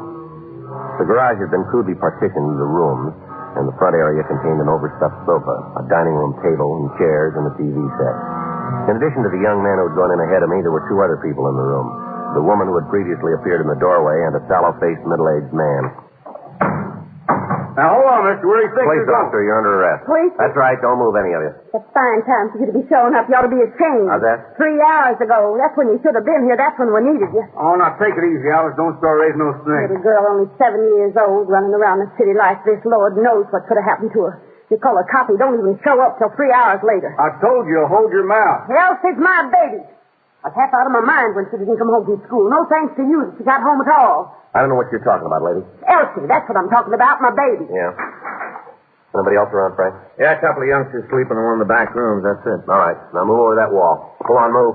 Never heard of such a thing. Little girl gets lost on the way home from school. You send for a policeman that treats you like you was You better get it straight, lady. You're under arrest. All of you. It hasn't got anything to do with your daughter. Arrest?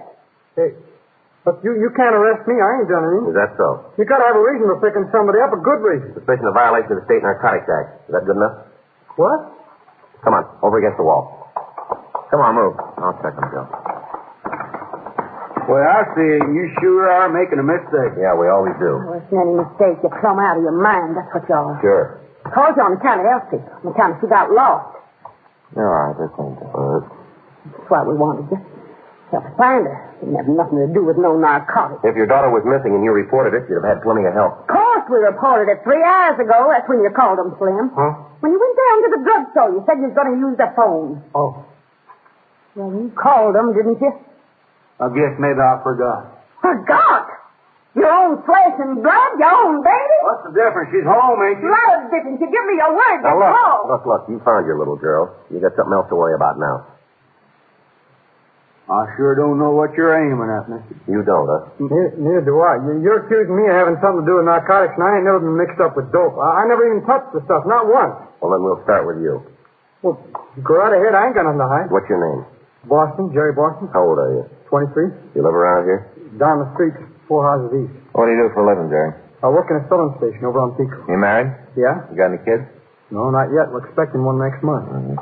Where do you think you're going? I just wanted to see if the youngsters are still Stay right here. They'll be all right. Well, you're only talking to Jerry. I don't know We'll why. get around to you soon enough. Now, why don't you sit down and take it easy, lady? Better do like you said, huh? Bullying a person in our own home. Why'd you come over here tonight, Jerry? I heard about Elsie that she was missing. I wanted to find out they found her. I see. You came in, you went out, and then you came back in again. Is that it? Yeah, that's right.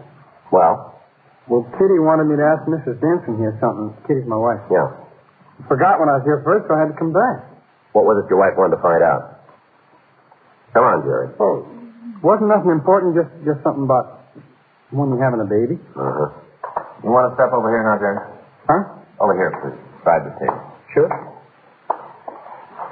All right, empty your pockets, will you? Yes, sir. Take everything out. All right. That's it. All right, now turn the pockets inside out. How much money you got there, Jerry? 20, $25. You always carry that much cash, too? Oh, I got paid today. Mm-hmm. Okay, son, roll up your sleeves. Do what? Your sleeves. Come on, roll them up. All right. A little higher. Come on. Okay. Okay, roll them back down. You and the Dansons pretty good friends, are you? Oh, we're neighbors. How long you know each other? 4 or 5 months, I guess. However long they've been living here. Hey, what the heck you doing with that lamp? Why, is the light bother you? Well, it's kind of bright when you're looking right into it. Okay, Jerry, put your stuff back in your pocket. Now take a seat someplace. Hey, wait a minute. You mean I got to stay here? For the time being, yeah. Well, look, kid, I'll be worried. I only thought I was going to be gone a couple of minutes. Idea of putting a nice young fellow like Jerry through all this foolishness. Well. Let's see how well you do it now, Denson. Huh? Come on, over here. You already been wrong once, haven't you? Maybe. No sense carrying on like this. No sense at all. Now, why don't you fellas just admit you made a mistake and go on your way? Over here. Come on, quit stalling, will you? Move. Now, go ahead. You empty your pocket.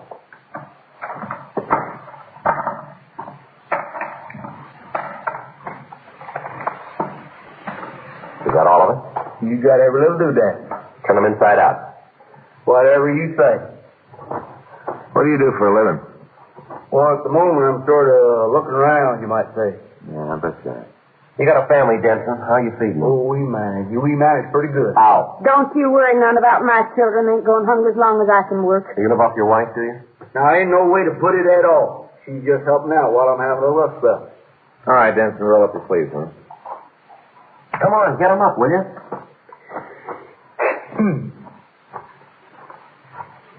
Frank. Yeah. Look at this. He's got more tracks from the Southern Pacific. Yeah. Well, look here. I must have scratched myself the other day.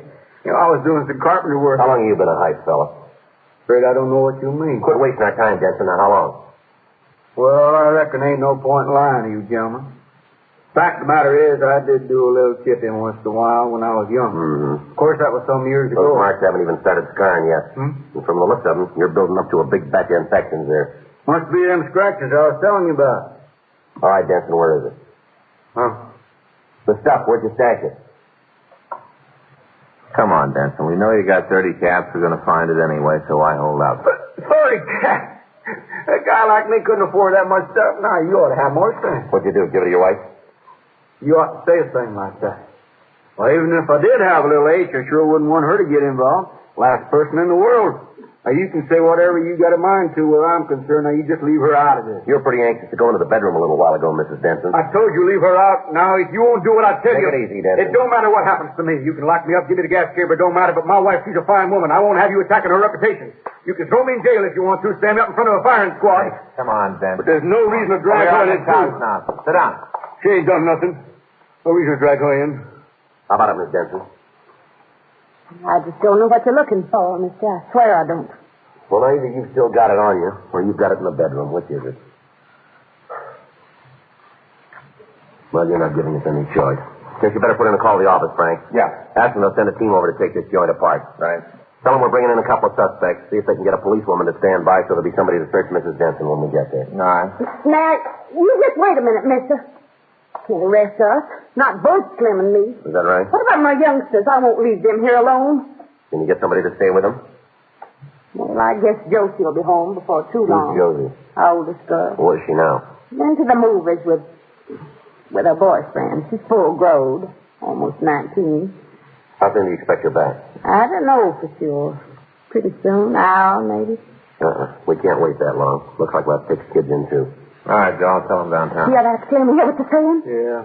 You just gonna sit there? You're gonna let them drag our youngsters out of bed in the middle of the night? There's a thing I can do, hon. I tried to tell them. You heard me try. I'm not gonna have my kids in jail. Not for you, not for nobody. It ain't right to get a man through his family, mister. Yeah. I told you before. Don't make no difference what becomes of me. You can send me away. You can put me in prison the rest of my life. You can give me the gas chamber. Oh, good. You all through now? You see, hon, I tried. Want to go ahead with the call, Frank? Yeah. Probably take 5 or 10 minutes to get the kids dressed, then we'll shove off. All right. I ain't gonna stand for it, Slim. I warned you. Those kids ain't going to jail on account of you. Alice? He asked me to hide it when we heard Jerry Boston coming up the block. Well? I put it inside my dress. All right, if I turn around? Yeah.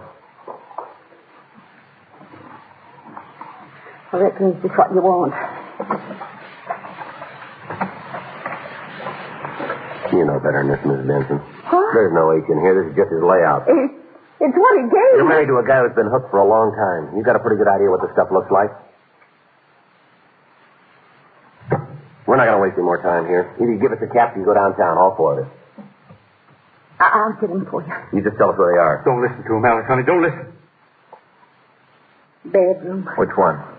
where the kids are sleeping. Go on. Under the pillow. Under Elsie's pillow. That's where he put it. See the youngest? Yes, sir. I'd appreciate it if you'd try not to wake her. She did a lot of wandering around when she's lost. She's all tuckered out. I had to tell him, Slim. I had to. It sure was a lousy trick, mister. What's that? Holding them youngsters over her head, making her fret about them just so you could break her down. Mm-hmm. Real lousy. You ain't got no kids you own, have you? No. Oh, that's how I had it figured. The way you talked, Alice. The way you kept on her. Parent wouldn't act that way. Mm-hmm. Never in a million years. Not a real parent, that is. Well, there's just one thing that I don't understand here, Denson. What's that? How would you know?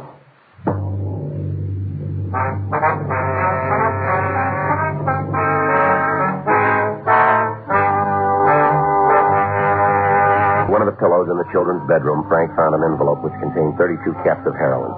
Denson admitted that the 8 belonged to him, but he refused to tell us where he'd acquired it. Jerry Boston denied any knowledge of the drug. We made arrangements for the 2 Denson children to be placed under protective custody of the Juvenile Division. 10:42 p.m., we took the Densons and Jerry Boston down to the Narcotics Bureau for further questioning. Our investigation revealed that Boston was not implicated in the case, and he was released. 11:17 p.m., while Frank interrogated the Denson woman, I talked to her husband in an adjoining room. Oh, I never saw the like. You sure are hard to satisfy, mister. I told you the stuff was mine. Now what more do you want? It just doesn't add up, Denson. Don't see why not. Well, you called it back at your place. What's me? Well, where would a hype like you get enough money to buy 32 caps? Well, I had me a little extra put away. Price was right, so I made a buy. Oh, now, don't give me that. You're scratching just to keep even with your habits. I'll bet you hook. Now, we've seen the marks on your arms. You want me to guess? 3 caps a day. That about it?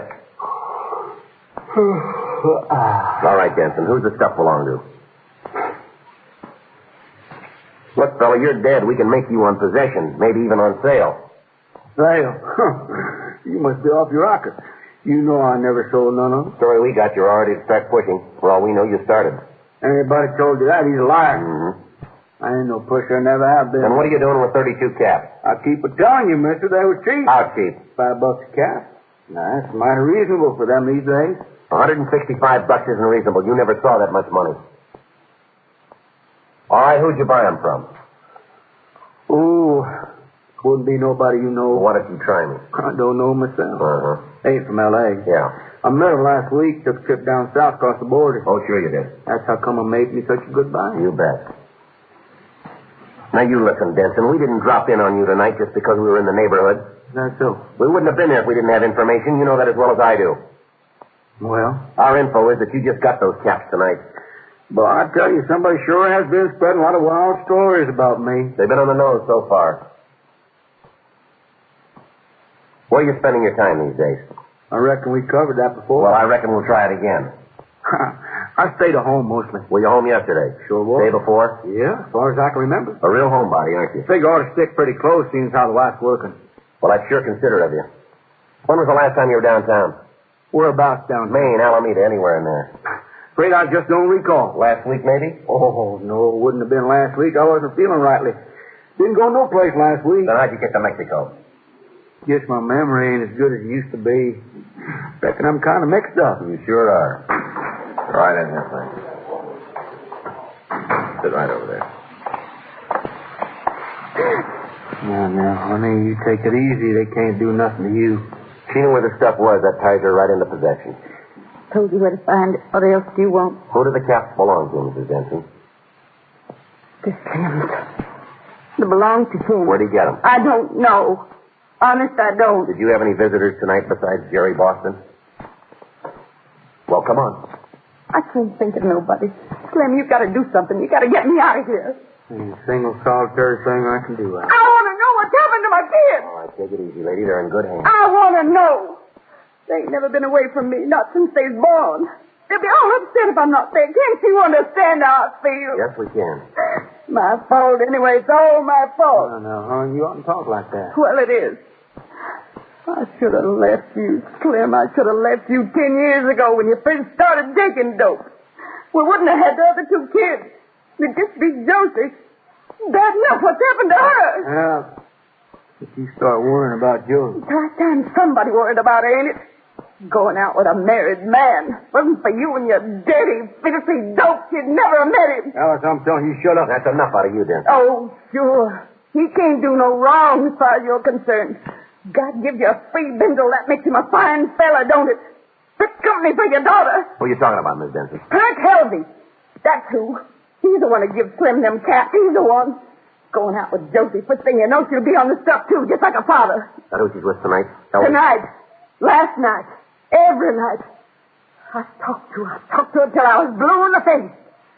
Just like a father, that's what she is, just like him. You know where they went? They said to the movies. No reason to believe them, though. You could have given us all this, Denton. Well, they weren't my caps. I was just keeping them for Perk till he brought Josie home tonight. Boy, he finds out what's happened, he's sure going to blow his stack. Yeah.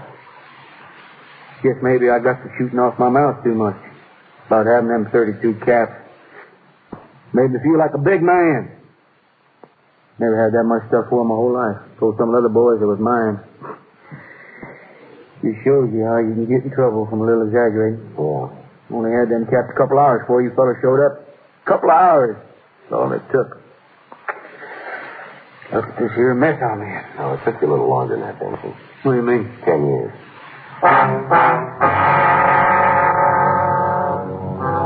From previous investigations, Frank and I knew that Perk Helvey was involved in the narcotics trade. He'd been arrested several times for possession, but so far he'd always managed to escape conviction. At the time of his last arrest, some 5 months ago, he had been in the company of his wife, Marjorie. When the wife was searched, 3 ounces of heroin were found on her person. Marjorie Helvey had not been known to us as a pusher or a user. But when her husband was questioned, he denied any knowledge of the dope. His wife was sentenced to a term at the Women's State Prison. 12:08 a.m. Frank and I drove back to the Denson residence. The place was deserted. We went inside to wait for Helvey and Josie Denson. 1:16 a.m. Well, if he wouldn't cop out to save his own wife, he's not going to give us anything. You know. Oh, it sure is some family. Well, I can't help feeling sorry for the kids, though. Yeah, me too. Wait a minute. Somebody's out in front there. Yeah. How do you want to work it? Well, let's split them up. I'll talk to the girl. You take him in the other room, see what you can get. All right.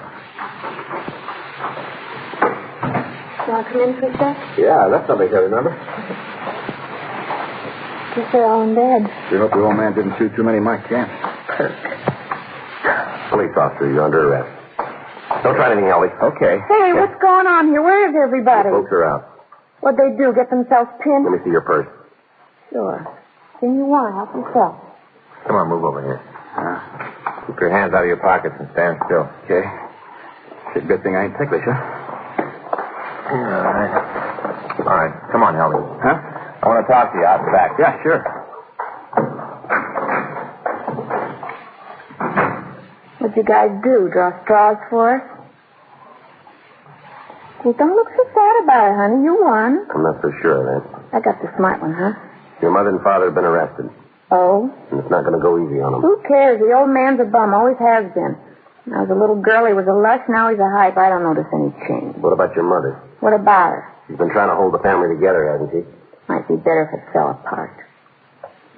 I'm going to give it straight to you, young lady. Your folks say that the caps we found belong to your friend Perk Helvey. Is that true? I wouldn't know. You'd know if you wanted to.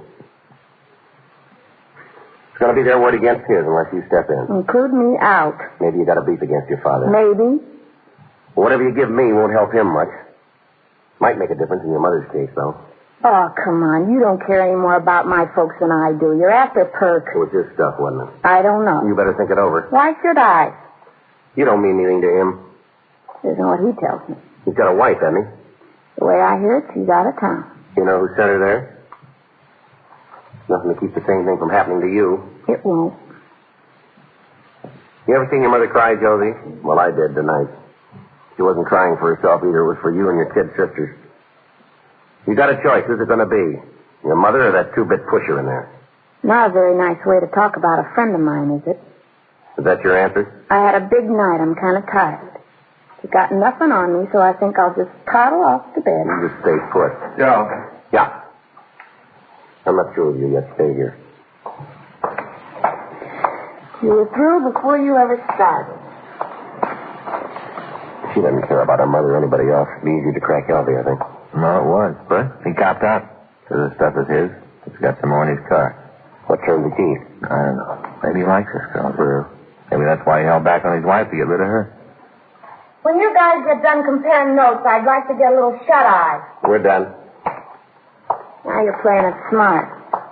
No point in running into a stone wall, is there? Your mind's made up, huh? It's a general idea. You want to pin something on Perk, you better look someplace else. We don't have to, and we don't need you either. What? Neither does your mother. For her sake, I'm glad she doesn't. What are you trying to have? I'm not handing you anything. Perk gave us what we asked for, more than enough. I don't believe you. Why should he? Well, you better ask him. Don't make any sense. I would have backed him up, whatever he told you. He knows that. Sure he does. Crazy jerk. Probably thinks he's doing me a favor, helping out my folks. Some joke, huh? Yeah. Who's it on?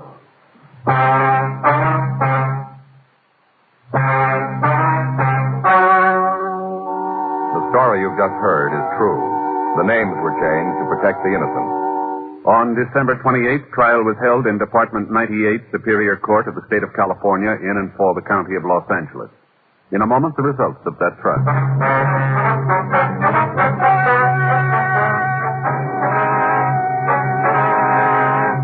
Percy Foster Hilsey entered a plea of guilty and was sentenced for violation of the State Narcotics Act, a felony.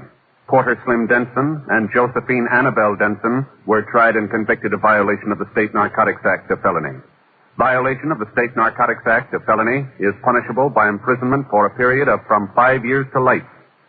The two young Denson children were placed under 24-hour supervision in a foster home.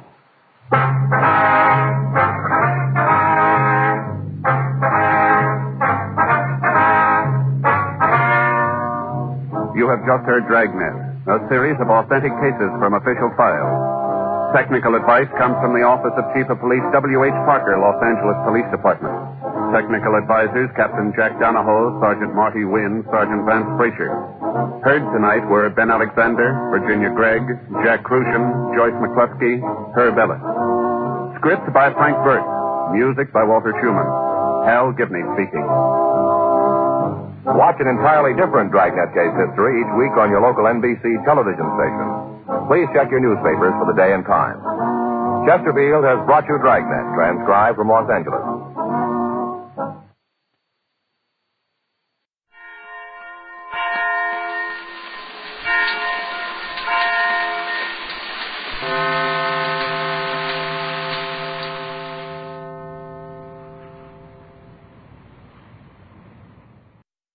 Ladies and gentlemen, the American Broadcasting Company brings to its entire network one of radio's most unusual programs. Pat Novak for hire.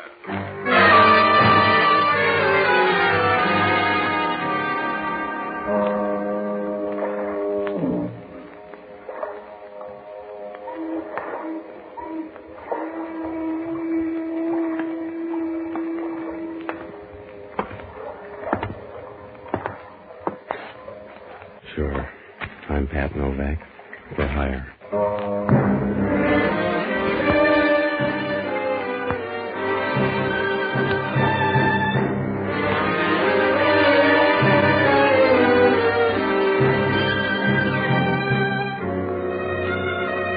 There's a sign out in front of my office reads that way. Pat Novak for hire. Oh, there's no way to dress it up. If you're in business down on the San Francisco waterfront, everything but murder is a parlor trick. If you rob a few graves, you can pay the rent, and nobody cares if you got sore eyelids. You get that way from winking at too many things. Well, it's a good living if you don't run short of bail bonds and Benzedrine. I discovered that Friday night. After the fight broadcast, I wound up in a little whiskey barrel on Powell Street. I had a Glasgow farmer out of the red when they closed the bar, and I drifted across the street for a cup of coffee. When I came out, it was raining and the street was deserted. I stood in the doorway and watched the dull neons through the rain. They looked splotched and dim, like watercolors rubbed with a damp rag. It was beginning to rain harder, and I started out of the doorway when she ducked in and bumped up against me. Oh, I'm sorry. Yeah, just wait for your blockers on the next one. Huh? I guess I bumped into you. Don't go out on a limb. Oh, I'm very sorry. I guess I didn't know where I was going. You seem to be headed in the right direction. How do you mean? Forget I noticed. It's raining awfully hard. I wonder if you ever noticed how... When it rains, you feel lonely and lost? Yes. Yes, that's it. How when it rains, you feel lonely and lost. Yeah, well, we're both great readers, so if you'll let me get by, I want to get a cab. Yes, I wonder if I could ask you something funny. The bars are closed. No, I meant coffee. I'll pay for it. All right. In here? Sure. Come on. The counter will do. All right. What's it gonna be? Hey, you back again? Yeah, 2 coffees. How come? I'm nervous. 2 coffees. You like a bear claw, maybe? You know what we want? 2 coffees? Yeah. Be right with you. Thank you. I know it's funny asking you in here, but I have to talk to someone. I don't know what I'm doing. I won't argue. I've been away a long time. Guess a long time. Yeah, the kids will be glad to see you back. Huh? Stop it, will you, sis? Get to the point. Put the show on the road. Yes.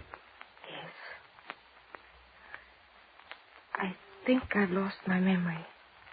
At least it seems that way at first. Who are you? I don't know. I suppose you don't believe it. No, but I convince hard. Here you are. 2 coffees. Everything all right? Yeah, everything's fine. I'll be down here if you need anything else. You thought up a name yet, Buster? You'd be crazy to believe me. I guess you'd be crazy, but I can't remember anything. I guess... Now, look, lady, if you got amnesia, see the police. You don't believe me. I don't know. Maybe you are leveling. But if you're off your rocker, go to the police. But suppose there's something that happened before and the police would be looking for me. Please, would you try to help me? How bad are you? Do you know what town you're in? Yes. Have you been here before? Do you live here? I think maybe. It seems like a place I've been. All right, I'll put you in a cab. You go see the police. No. I feel funny. I think I'll go outside for a minute. I don't want Hilda to know. Please, I'm going to follow police. Help me. Mister, your girlfriend's on the floor. Yeah, any suggestions? No, she's your date. All right, here, give me a hand with it. What way you going to take her? The hospital. She's an amnesia case. I hope your memory's good. Huh? You'll need it for answers. Your girlfriend's passed out for good. Don't tell me. Feel a pulse, mister. You're going to have to start over because she's all used up. Oh, that's good. You got a wailing wall? Sure. Use the counter while I call homicide.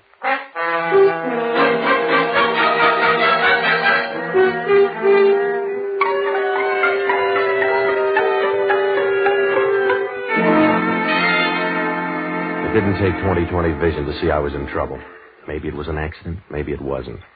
I didn't have any idea why she keeled over there, but with a figure like hers, I knew it wasn't old age. That call to homicide meant Hellman was going to be in the picture soon, and then I'd stand about as much chance as a cornfield and a stone quarry. Well, I went through the girl's stuff. She had no identification. There were a couple of snapshots of her, but no name. I told the waiter my name and where Hellman could find me. Then I got out of there. I looked up Jocko Madigan, an ex-doctor who liked his booze pretty well. Smart guy, but he used a mason jar for a jigger. I finally found him holed up in some after-hours joint on Geary Street. He was talkative. Hello, Patsy. A small jug for Mr. Novak, waiter. I want to talk to you, Jocko. Patsy, you shouldn't be here. It's after hours. Yeah, look, Jocko, I need some help. What do you know about amnesia? Oh, a temporary blessing. I thought I had it myself once. Stop it, will you? But it just turned out to be a case of bad bourbon, a peasant's drink, I've decided. Get up the street level long enough for me to talk. I'm in trouble. Yes? I met some blister tonight who took a dive after 1 cup of coffee. Oh, I see. She had amnesia, or she thinks she did. Oh, she's dead. Why worry about amnesia? It's a minor ailment. Because Hellman's going to think I had something to do with it. She picked out my lap. Don't you see how it's going to add up? I have high hopes. I got to do something in a hurry. Was she a nice girl? Yes, I guess so. How come you met her? Well, what difference does it make? Tell me about amnesia. Could she phony it? Maybe. Not for long. What makes you think she did? I don't know. She acted like a butterfly with a jag on, and she headed straight for me. It just doesn't add. No. What cell block can I find you in? You can get off your spine and go to work for me. You know the hospital circuit. Hit them all and find out everything you can about recent amnesia cases. Well, how far back do I go? Until you find one that jives with this girl. It's impossible. Where do I start? I feel like Noah when they told him to beat the flood. She's blonde, blue eyes, expensive clothes. How big? Just the right size for a good dream. Start checking now and give me a ring at my place. No identification? None. She only said one thing when she fell. Oh, something crude? No, she mentioned a gal by the name of Hilda. That should be easy to trace. Sure. Just look it up in the phone book. You will find it somewhere between Hellman and homicide. Right, lover?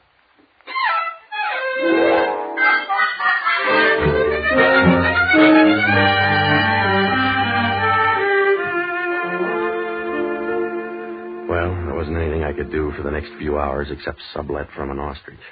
I had to keep undercover because all I had to work on was a couple of snapshots and a girl named Hilda. Neither figured to get me out of this mess.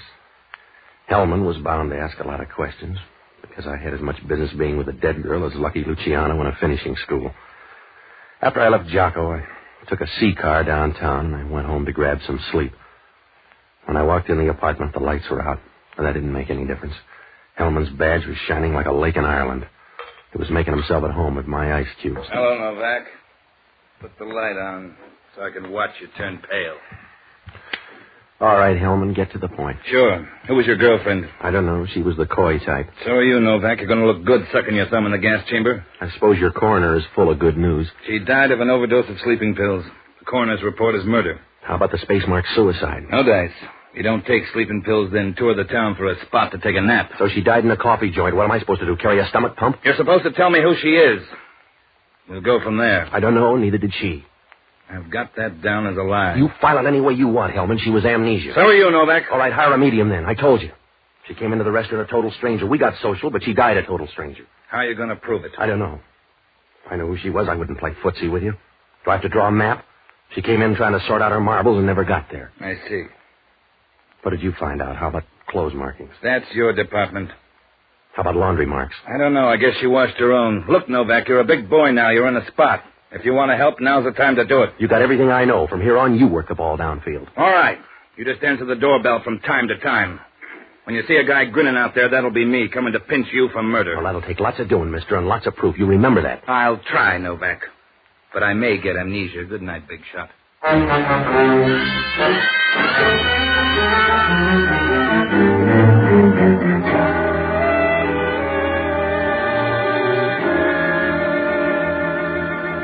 When Hellman left, I backed into my headache and went to bed. Oh, sure, I was in a spot now. The scorecard said murder, and I was the medalist on the first round. If the police didn't know who she was, that meant she had no record we could work on. I still had the funny hunch about that gal pulling a phony. But if it was phony, I was worse off. I had all the best arrows in town pointing to me, and once Hellman began to build a case, I could throw away those vacation folders. I slept until about 9. The phone began to ring, and I rolled over expecting to hear Gabriel on the other end of the line. It was just Jocko. Hello, Novak talking. This is Jocko. I've been working all night. We'll build a monument later. What'd you find out? The morning paper says the girl was murdered. Yeah, Hellman gave me a preview. What'd you find out at the hospitals? I've got a complete list of amnesia victims. I know more lost souls than a Hong Kong bartender. Yeah? Most of them men. Trying to get away from the little woman. Well, you're a big help, Jocko. Don't hang up till you hear about the girl. Go ahead. Nothing on file for the last 8 years. In 1941, a 17-year-old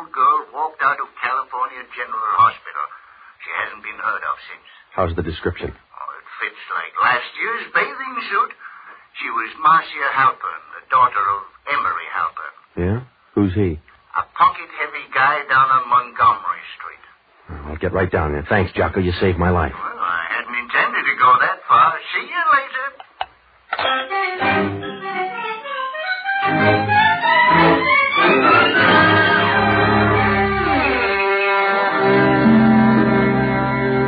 Well, it was my one chance, even if the odds looked bad. I called up Halpern's office.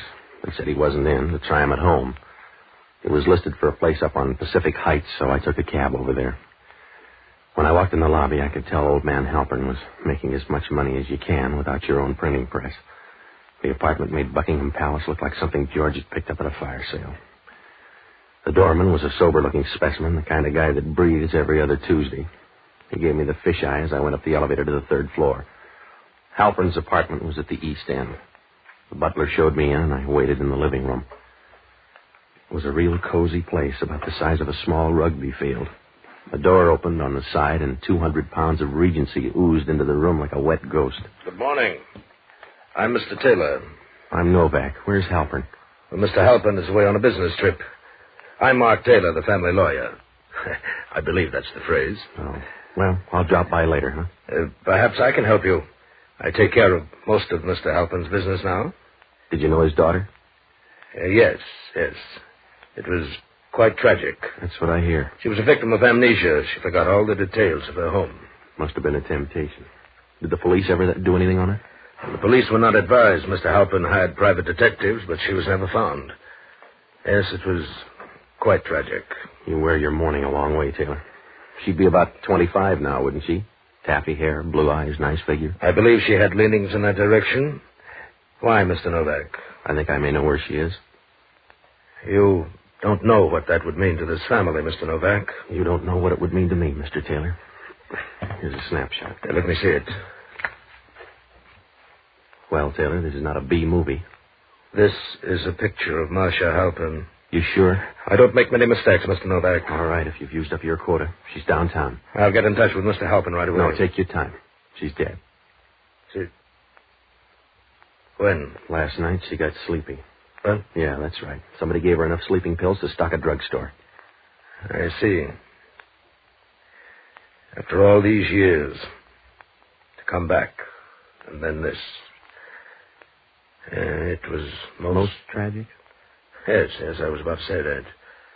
It'll be a great blow to Mr. Halpern. It'll be a very great blow to Mr. Halpern. Have the police any ideas? A few.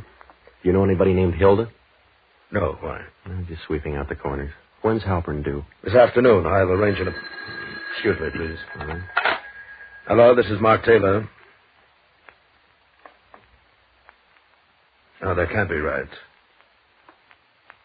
Well, when did it happen?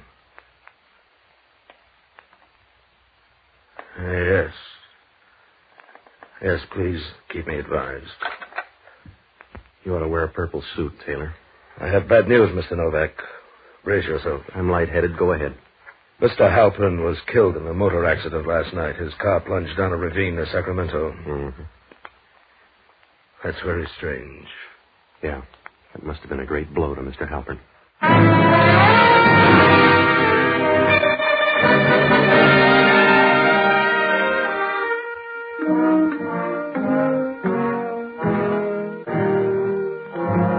I left there and went downstairs. All the way down, I had the funny feeling that something was wrong. The way a person feels when he goes into a doctor's office with an incurable disease. It may have been Taylor. I don't know. He seemed all right, but I still had that feeling that something was out of place, like a broken line in a perfect picture. I crossed the street and called Hellman. It was too early in the day because he was as sad as a tap dancer in moccasins. Hellman talking.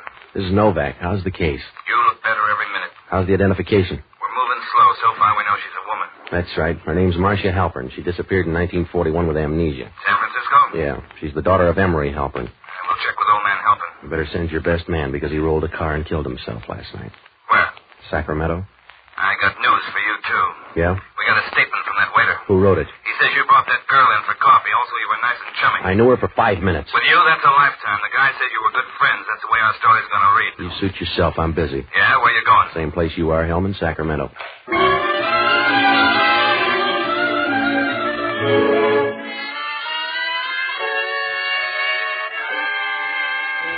If I didn't move fast, I was deader than a Philadelphia nightclub.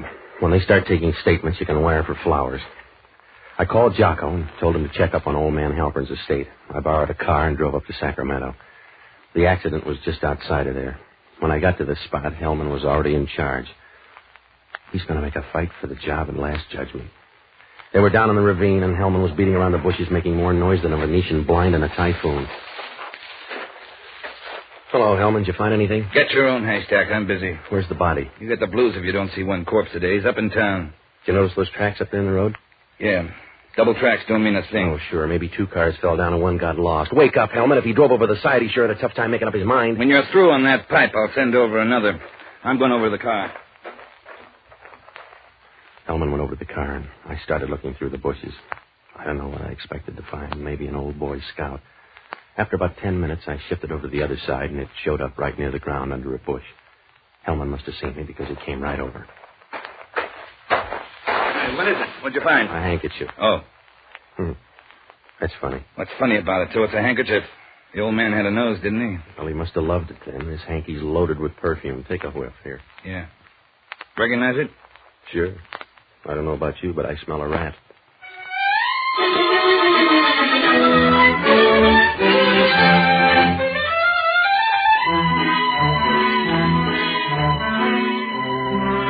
Things began to move. This was the first break, and Hellman knew it. I went back to town, and I tried to get in touch with Jocko, but he was running up a tab somewhere, so I drove over to see Mark Taylor again. When I got to the apartment, I found out he wasn't in, but the pinch hitter was all right. When she opened the door, I got a nice warm feeling like a melted cheese sandwich. She was standing there in a dark silk evening gown. It was strapless, and she had no worries. When she spoke, it was like saying, put another log on the fire. Good evening. Taylor in here? Won't you come in? Sure. Mr. Taylor won't be in for a while. I'm waiting for him myself. I see. I'm Pat Novak. Is it urgent?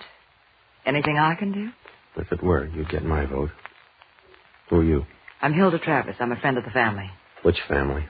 Would a drink take off the rough edges, Mr. Novak? It might. Good. I'll make one. I brought Taylor a present. How nice. A girdle, maybe? Or am I being catty? No, a handkerchief. This one. Do you like it? Should I? I thought you might want it for a keepsake. I found it in a ditch up in Sacramento about 10 feet from Emery Halpern. Poor Emery. Here's a drink. Thanks. Poor Emery. It's full of perfume. You want to smell? That wouldn't do any good. You want to know if it matches my perfume. It's your idea. Go ahead. All right. Now, closer. That's it. See? Yeah. It's early in the evening, Mr. Novak. Don't blow a fuse.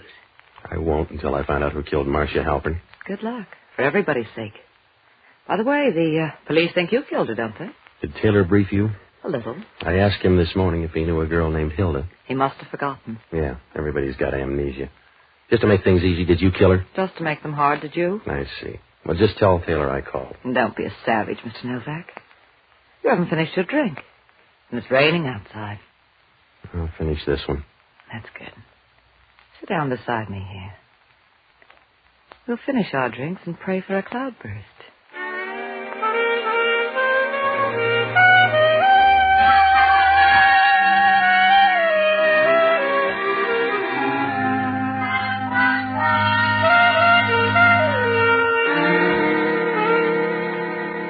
She turned out to be an old-fashioned girl.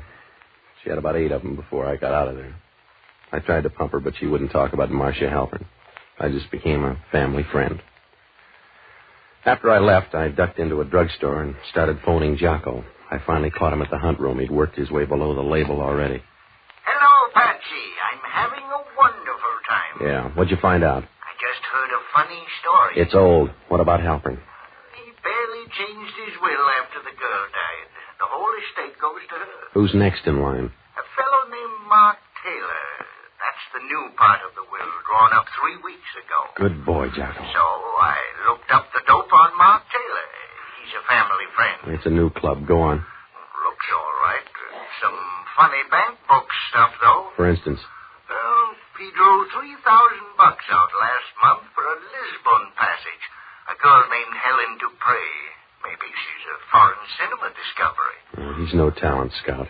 Meet me down in Homicide in 10 minutes, Jocko. If we're lucky, we'll show Hellman something. What? How to draw to an inside straight. Hurry up and don't stop for a bracer. Well, just don't smell my breath. See you soon, Robert.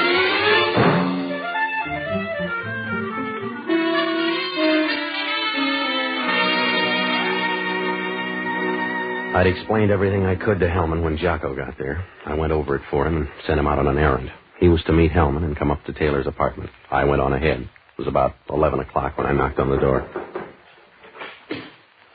Mr. Novak, so soon. Yeah, I'm coming in. Hello, Taylor. I won't say you're wearing out your welcome, Mr. Novak, but it's getting very thin. You better take time out and pack your bags. Is that nice, Patsy? Because a guy named Hellman wants you for murder. We've been over that once, Mr. Novak. Yeah, but we got a whole new infield this time. Hellman thinks you killed a girl named Helen Dupre. I don't know a girl named Helen Dupre. The bank vouchers say yes. They say you brought her over here 6 weeks ago. Wait a minute, Patsy. Oh, you made the team too, Angel. They got you all fixed up for old man Halpern's case up in Sacramento. Get out of here, Novak. I left a drink here. Find a bar there. Get out of here. I wouldn't want to jam this gun through your face. Come on in, Hellman. Did you bring him with you? Yeah. Come in here, fella. Is that the girl?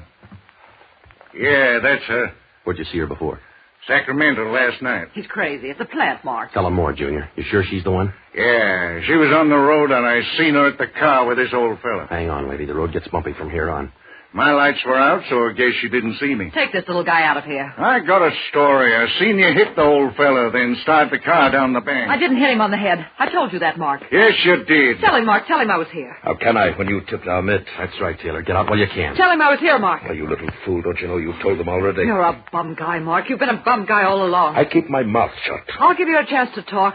I'll tell you about him, Novak. Shut up, you little half-wit. You're all right on the straightaway, but you're a bad guy on the curves, Mark. Keep still, For Angel. a tin-horn punk like you, I'll talk lots. You'd better say it fast.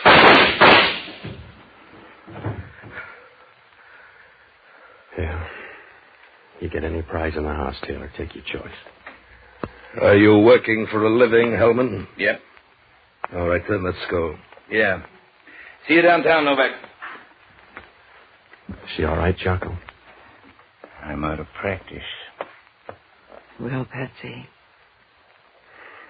You like it this way, baby? no complaints. I've always gone first class.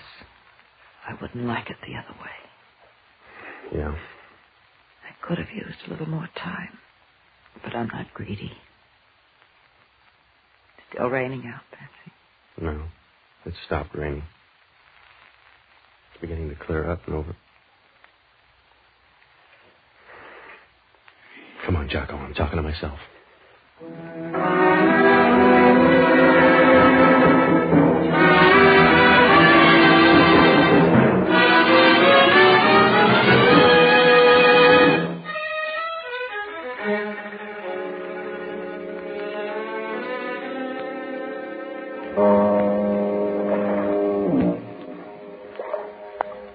Well, it seems that Marcia Halpern was dead for years.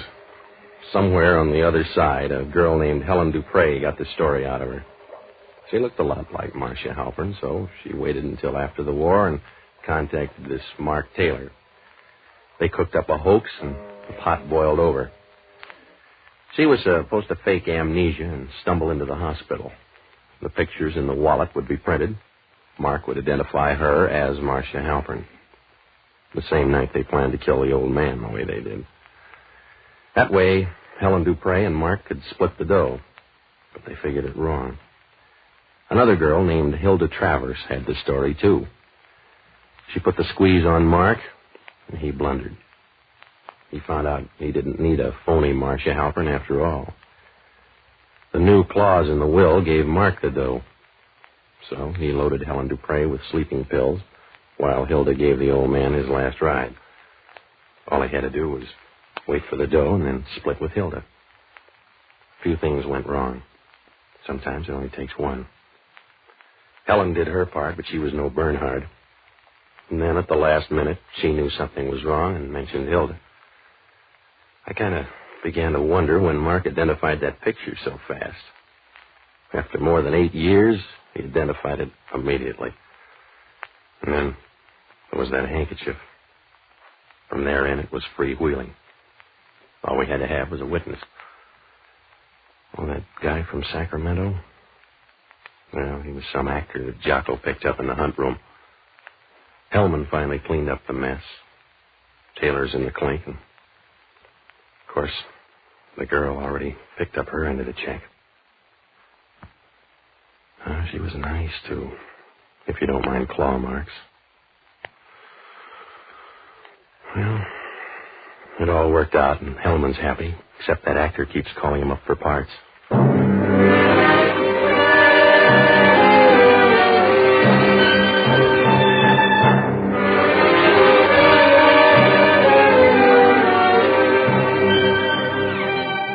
The American Broadcasting Company has just brought you the third of a new series, Pat Novak for Hire, starring Jack Webb.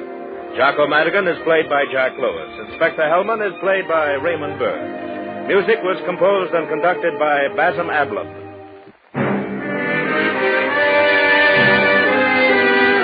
This is ABC, the American Broadcasting Company.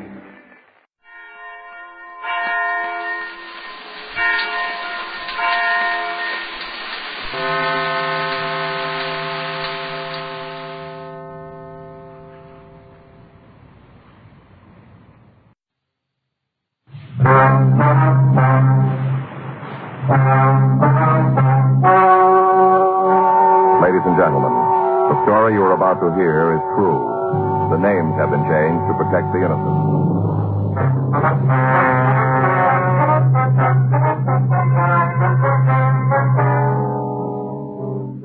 You're a detective sergeant. You're assigned the homicide detail. You get a call telling you that the body of a man has been found in the motel room. There's no lead to his true identity. Your job?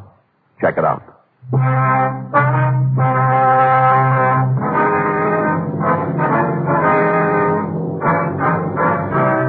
Dragnet, the documented drama of an actual crime. For the next 30 minutes, in cooperation with the Los Angeles Police Department, you will travel step by step on the side of the law through an actual case transcribed from official police files. From beginning to end, from crime to punishment, Dragnet is the story of your police force in action. It was Tuesday, July 19th. It was hot in Los Angeles. We were working the night watch out of homicide detail. My partner's Frank Smith. The boss is Captain Lorman. My name's Friday. I was on my way back from the main jail, and it was 5:27 p.m. when I got to room 42. Homicide. Hi, how'd it go? He's willing to make a statement and cop to the whole thing. That's going to save us some time. Yeah. Could have saved a lot more if he'd gone with us last week, though. Yeah. What do you got? Paperwork. Want to give me a hand? Yeah. Here. Okay. How's the family? Pretty good. Faye thinks he's got appendicitis. Faye thinks he has appendicitis. Woke me up at 2:30 this morning. Got a pain in her side. Sure it was appendicitis. Yeah. I told her to call a doctor.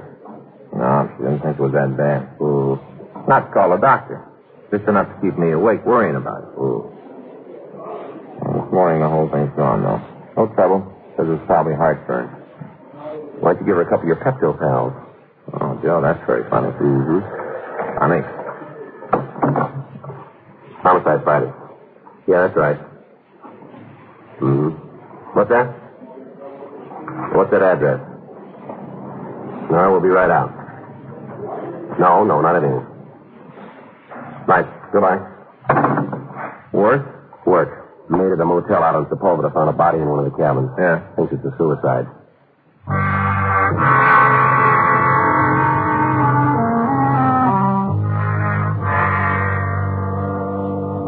Frank and I left the office and drove out to the address. It was a modern motel set back from the highway. There were 14 cabins surrounding a swimming pool on the lot.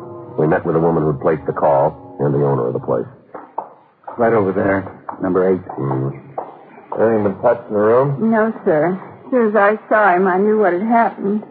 I locked the door and called you. What's his name? Registered as Tom Rustad in Phoenix. How long has he been here? About 10 days. I'd have to check the card to be sure. Is he alone? Here, I got the key. Go ahead. Thanks. You touched the body at all? I should say not. I've worked around motels for a long time, yet and so nothing bothers me. Tell you, though, this almost did, like this scared me half to death. Yes, ma'am. Better call a lab, ask them to come out. Yeah. Be all right if I use the phone in the office? Well, sure. You go right ahead. It's on the desk, back of the counter. All right. Thing like this, it isn't going to do the place any good. I hope it can be played down in the papers. Yes, sir. This is the first kind of trouble we've had. Suicide sure isn't going to help. I wish there was some way to change it. Well, there is, but that wouldn't help much either. What do you mean? He's dead, isn't he? Yeah, but he had help.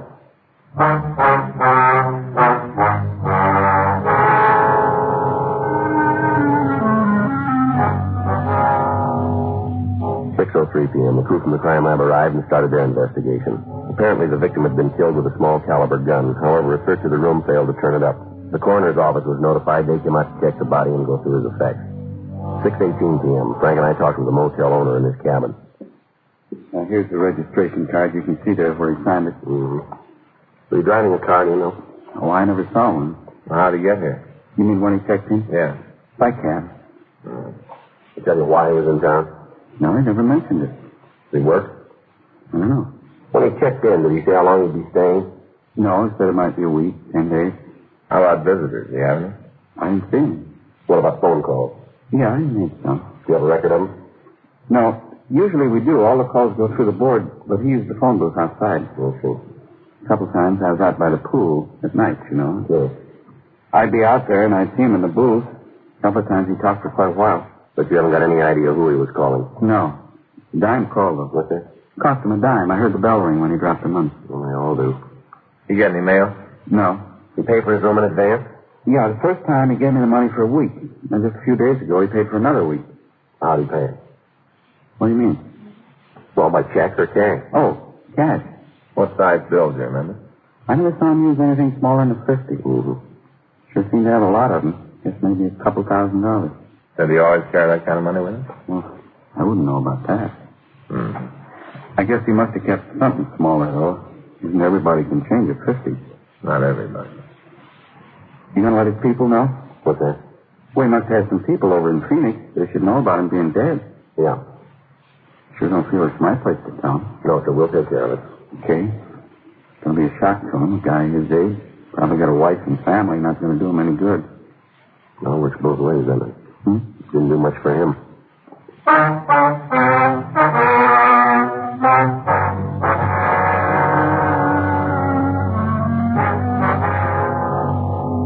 In going over the place, the crime lab found the room had been ransacked. Although none of the possessions of the victim had been taken, there was no money in the room and no personal identification could be found. The place was gone over for fingerprints. Several clean sets were lifted, but they belonged to the dead man. No other usable physical evidence was recovered. The coroner's office checked through the victim's luggage.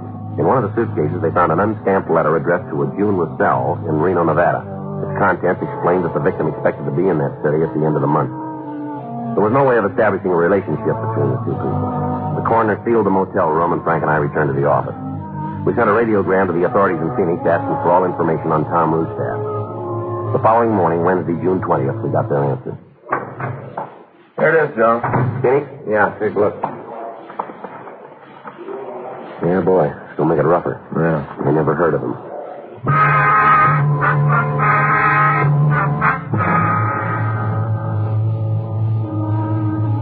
In the hope of getting an identification of the victim, his fingerprint classification and description was sent to George Brereton up at CII Sacramento, FBI headquarters in Washington, and to the police departments in the 7 western states.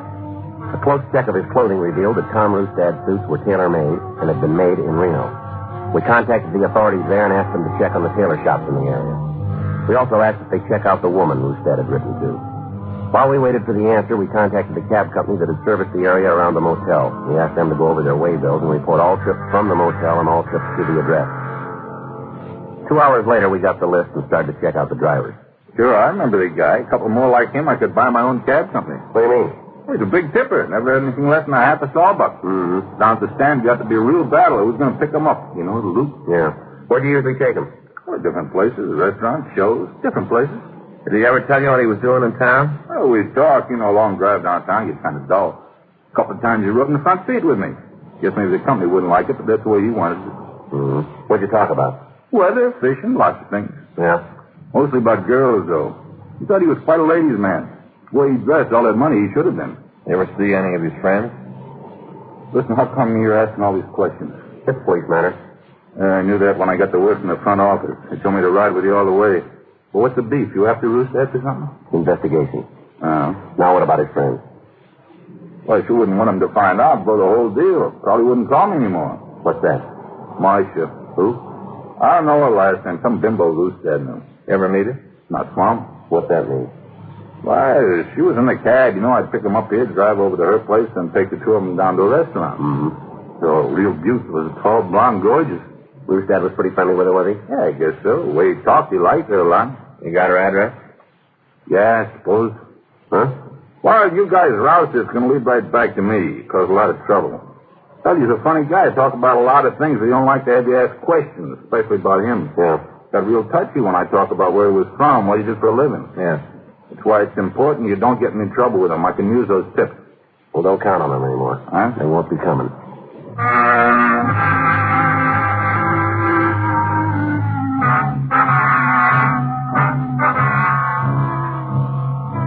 We got the address of the woman the driver knew as Marcia.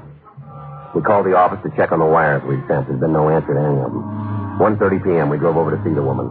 The place was a new apartment building on Wilshire Boulevard. On the mailbox, we found the name Marcia Lovequist and the information that she occupied apartment 14. We went up and rang the bell.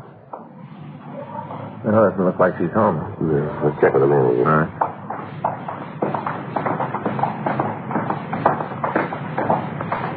Sure pretty cool, isn't it, Joe? Yeah. You know, you ought to get a place down here. It'd be great for you. It would, huh? Sure. Nice apartment, pool, get some fun. Yeah, I got a lot of time for that. Well, once in a while. It wouldn't cost so much. Mm-hmm. Be nice. Me and Faith come over and see you and bring the kids. You bet.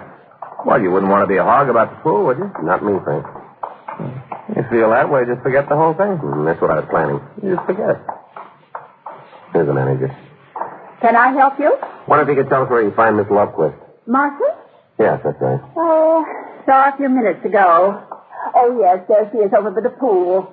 See, with the straw hat. Oh, yeah. Thanks very much. Sure. Thank you, ma'am. Miss Lovequist, Yes? the police officers like to ask you a few questions. Policeman? I don't know what I could tell you, but go ahead. Sorry if we sit down? Sure. Pull up a couple of stools. Thank you. Thank you. I'll get 'em. Thank you. This is Frank Smith. My name's Friday. How do you do? That's fine. Now, what do you want to see me about? You know a man named Roosted? Yeah, why? What can you tell us about him? In trouble? No, we're just checking. Oh. Well, what do you want to know? You know where he's from? You mean his hometown? That's right. Someplace up north. I don't think he ever said. How'd you happen to meet him? Cocktail party, hotel downtown. There was a convention. My agent got me a job as a hostess. Mm-hmm. I'm a model. Do some work in TV. And you get a little luck, you take what you can get. Yeah. And Tom was there, and we got to talking. Went out to dinner. Quite a bit after that. Did he tell you what he did for a living? No, I don't think so. Salesman, I think. Talked like one. What about this convention? Hmm? You know what it was for? Oh, dentist. But he didn't have anything to do with that. He was just there. Oh. Told me he was sitting at the bar, and one of the guys asked him to come up and have a couple of drinks. That's all. He wasn't a dentist, though. I see. Do you have any friends here in town, would you know? Yeah, I don't. Listen, why don't you ask him? He'd go along with you. Nice guy. He'd be able to answer these questions a lot better than me.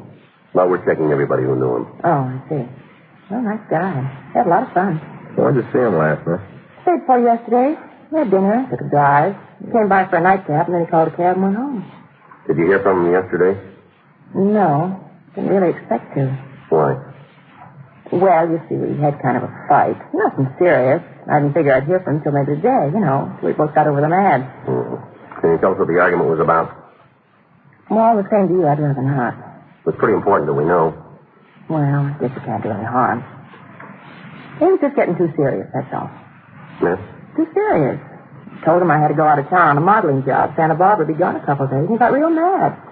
Said he didn't want me running around like that anymore. Mm-hmm. Real possessive. I told him he didn't have any right to tell me what to do, that we weren't married, Yeah. Well, from there it got loud. Him telling me I wasn't going to Santa Barbara, and me saying he couldn't stop me. He finally called the cab and went home. What time was that? Oh, I guess about 3:30. Might have been 4, no later.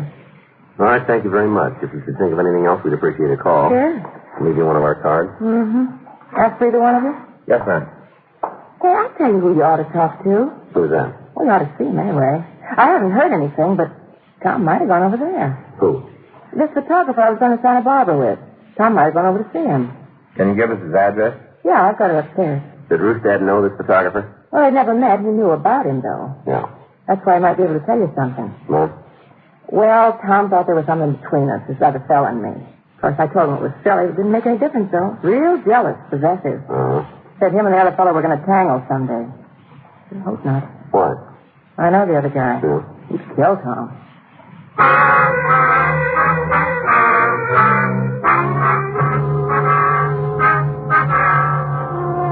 We got the name and address of the photographer, and then we drove back to the city hall. We made a check through R&I, but we found no record on him. 3:06 p.m. Well, looks like we might have a lead. Yeah, I hope it turns out, don't you? Mm-hmm. Homicide Friday. Yeah. Yeah, Jack. No, we've been waiting for it. Can you give it to me over the phone? We'll pick up the copy later. Okay, go ahead. Mm-hmm. What? How do you spell that? Rossfelle. Yeah. All right. As soon as it comes in. Yeah, we'd appreciate a call on it. Right. Okay. Jack Ricketts down in communications. Yeah? Got a teletype from Reno. About Roostad? Yeah, they got a record on him. Real name Thomas Roselle. That's the name on the letter. Yeah, they ran it down. Well, they got him. Been arrested for bunco, grand theft, money, forgery. Haven't been able to make any of them stick. Mm-hmm. From what they say, a couple of months ago, he went into a new line. They figure that's what he's pitching now. What's that? Narcotics. What about this Roselle woman? She your sister? No, his wife. Huh? Married, got 3 kids. Her up there and this Marcia woman here, and he's swinging real wide. Yeah. They come up with anything more? Possible motive, maybe. Yeah. When Roselle left town, they got a rumble he was coming down here on business. Uh-huh. Had 12 ounces of heroin to peddle.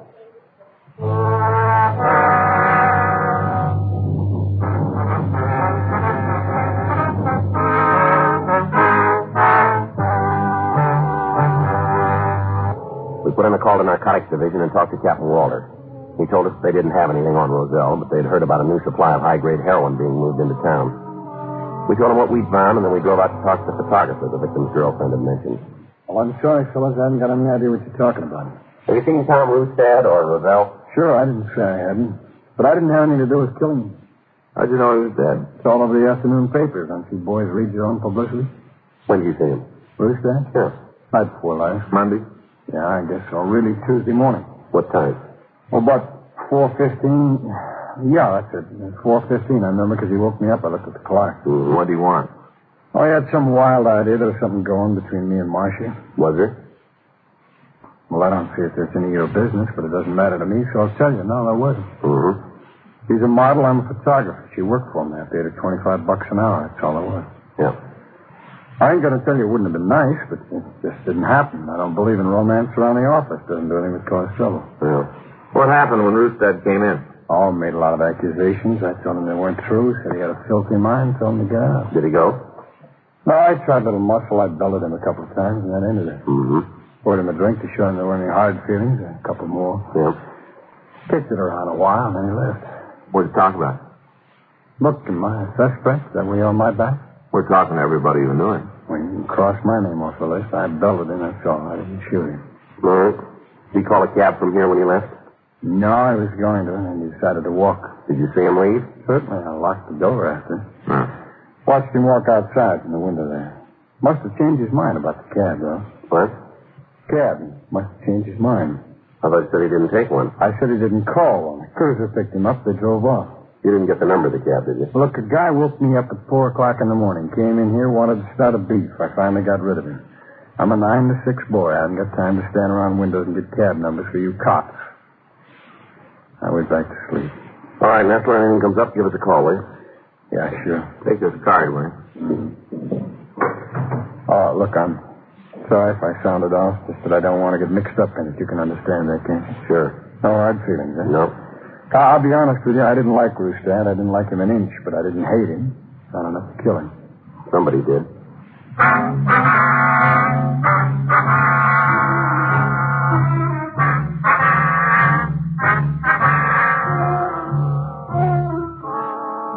We contacted the cab company again and asked them to check the way bills from Nestler's address. They came up with one trip on Tuesday morning. The dispatcher gave us the driver's name and told us where we could find him. Yeah, I remember the guy. Looked like he had a beef with somebody, real cut up. Mm-hmm. Where'd you take him? Let me think. It was a hotel downtown. Remember the name? I dropped him off at the corner of Margot. He went into a hotel there. See now. The Rolling Arms, I think it was. Yeah, that's the place. All right, thanks a lot. I'm glad to help out. Say, this fella, he the same one who was killed yesterday? That's right. Oh, I sure seen a lot of him. Newspapers, television, a lot of him. Always works that way, don't it? What do you mean? After you're dead, you're famous. Mm-hmm. When it's too late to enjoy it.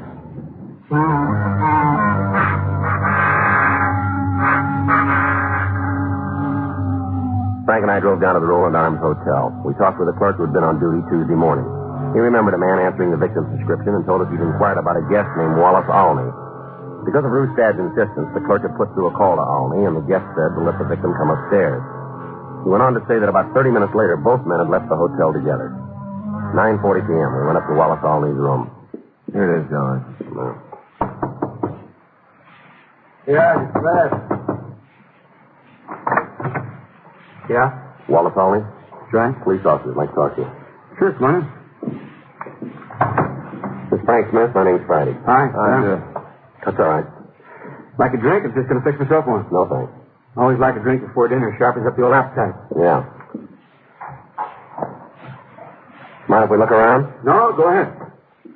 You looking for anything special? I might be able to help? No, it's all right. Architect's closet? Well, maybe you better tell me what this is all about, huh? You know a man named Tom Rustad, or Roselle? Why? You know him? Yeah, I met him. I'm playing Joe. I don't know what's closet. Well, what about Rustad? When did you see him last? I don't know, a few days ago. Want to pin it down for us? Monday. Yeah, Monday. That's the last time you saw him. Yeah, we had a couple of drinks in the bar at the corner. I haven't seen him since. We got two people who say you did. All right. Yeah. Well, then go talk to them. Leave me alone. You ever been arrested? Why? Have you? Yeah. What beef? I don't think I'm going to answer that. You don't have to. We'll find out. Narco? Where you from? All around. Name of city. Frisco, Vegas, Casey, all around. How about Reno? Yeah, I did too. Is that where you met Rustad? Look, what are you guys after? You got the answer to that. Why not save some time? I got a lot of time. So have we. Well, let's be honest with each other, huh? Go ahead. Why don't you guys lay out what you got, and I'll tell you how close you are. That'd be kind of silly, wouldn't it? Why? Like playing checkers with yourself. Nothing I can do then. How about the closet? Look, you make a pinch, I got no choice. If you're wrong, I'll own City Hall. I don't think we are. And be my guest. All right, you're under arrest. Charge? Suspicion of murder. I'll take the closet. Save in trouble. I killed him.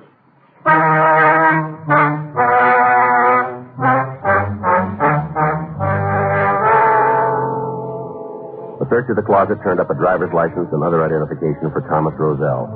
We also found a .25 caliber gun, $2,700 in cash, and a quantity of heroin. The suspect was taken to City Hall for questioning. We ran his name through R&I and found that he had several arrests in the state of California for violation of the State Narcotics Act. 12:16 a.m. We got the full story. We were in business up north. Reno? Yeah, we made a lucky buy. Came down here to sell it. I gave him some connections where he could dump it. Go ahead. Been down here a couple of days. He sent a wire telling me the merchandise wasn't moving. I knew it was a lie. Right away I knew it. Good stuff like that, there had to be a market. And I got the word.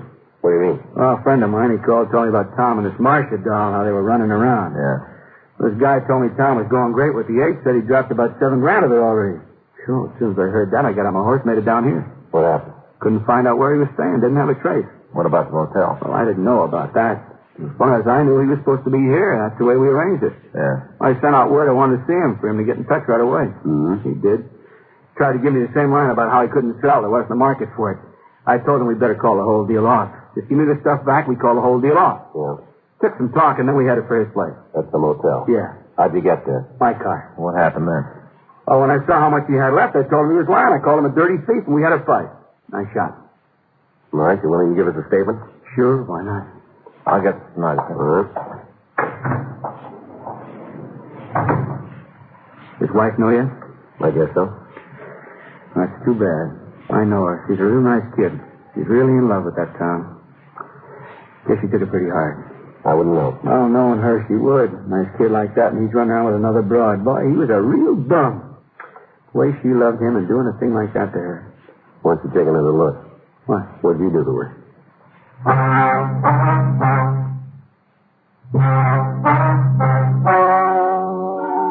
The story you've just heard is true.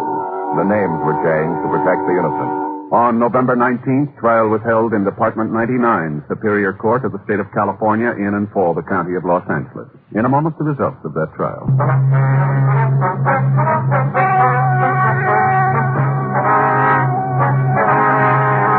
Wallace Hamilton Olney was tried and convicted of murder in the second degree and received sentence as prescribed by law. Murder in the second degree is punishable by imprisonment for a period of from 5 years to life in the state penitentiary.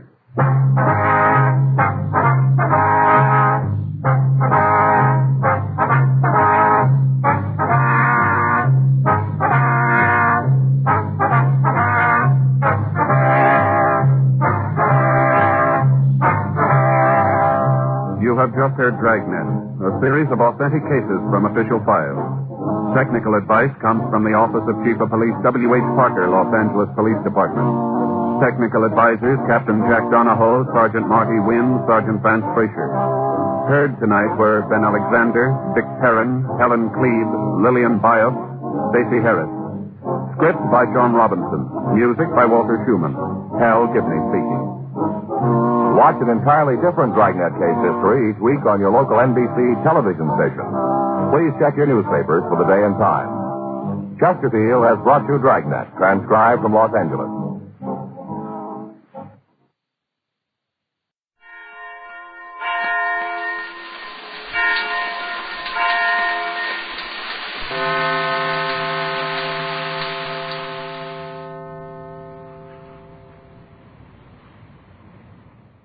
Brings you Dragnet.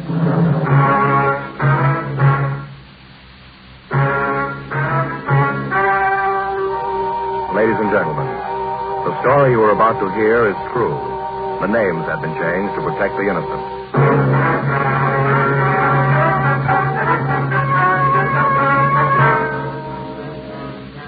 You're a detective sergeant. You're assigned to homicide detail. A small boy is reported missing from his home. His age, 9 years. Foul play is suspected. Your job, find him.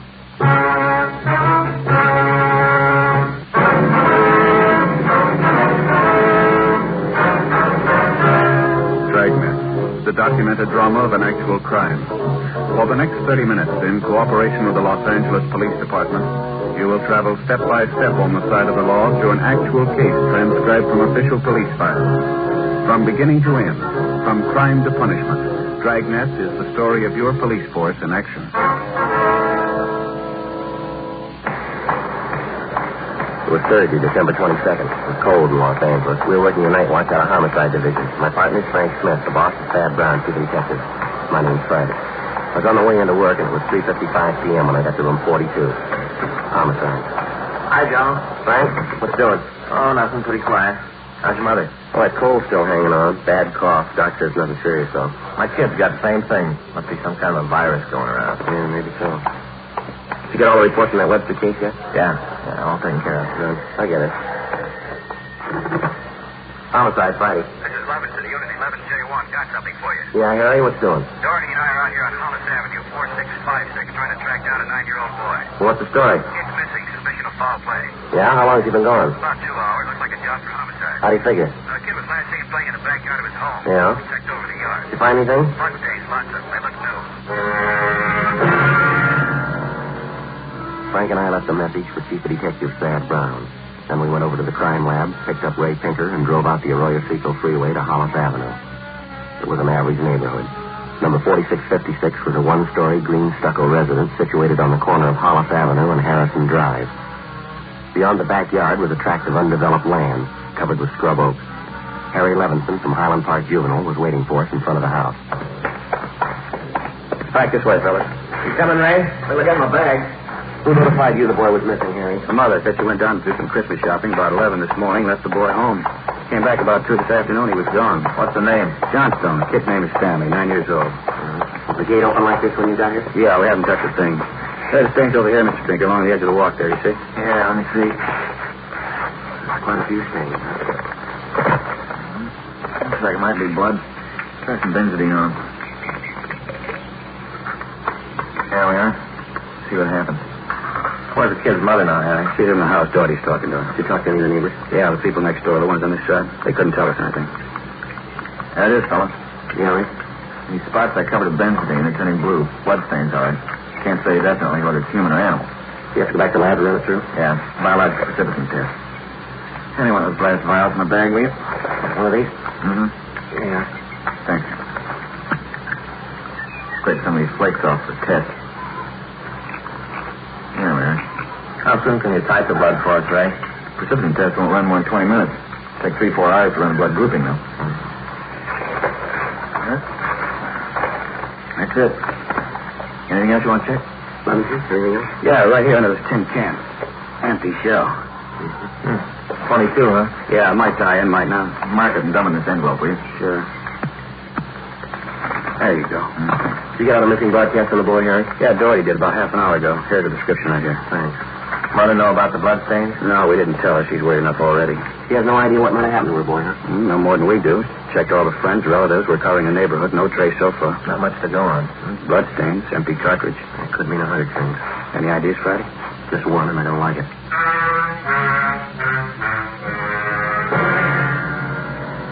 4:30 p.m., Thursday, December 22nd.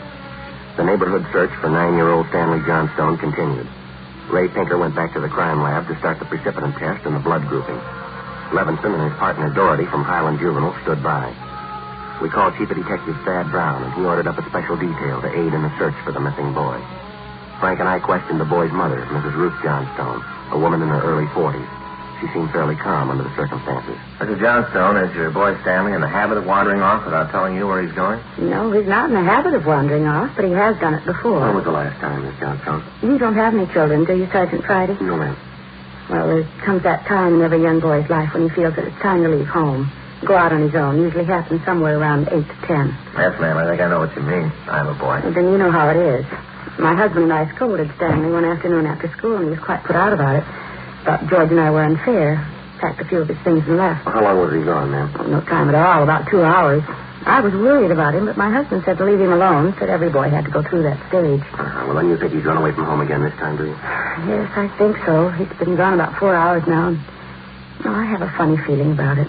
Did you and his father happen to have some misunderstanding with the boy recently? Well, that's just it. We haven't. I don't mind telling you, now that we're talking about it. I'm getting worried. Any place around that you might like to visit? A hobby shop or a playground, something like that, where he might be? Yes, there's Johnson's model shop, Little Helen Woods, but I've already called there, and he hasn't been seen all day. I've called all of his friends, and they have no idea either. Mm-hmm. We'd like a list of all of his friends and the places that he was known to frequent, ma'am. That's all right. I'll give them to you. Where do you suppose he is? Where's your husband now, Mrs. Johnstone? At work. George works for the city. He's a fireman. Uh-huh. What house is he stationed at? Engine Company 12. He's working the A platoon. He'll be home tomorrow morning. I haven't told him that Stanley's gone. Was there any chance that the boy might be down at the firehouse with his father? No, he seldom goes down there anymore. No, I don't think he's there. I'm awfully worried. May I call my husband? Well, certainly. You go right ahead.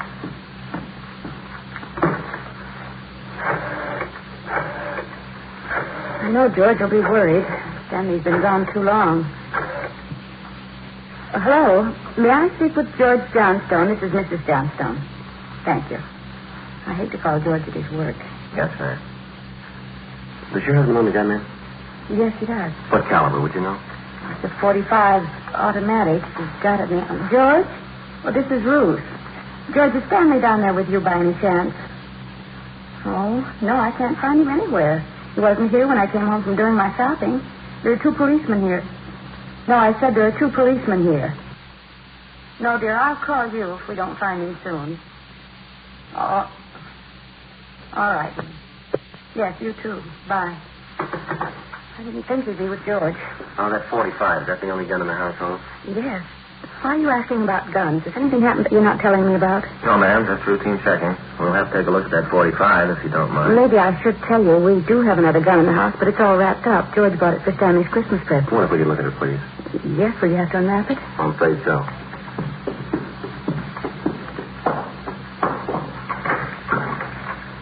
I think I can reach it. We had to hide it. Let me see. Well, here's the paper it was wrapped in.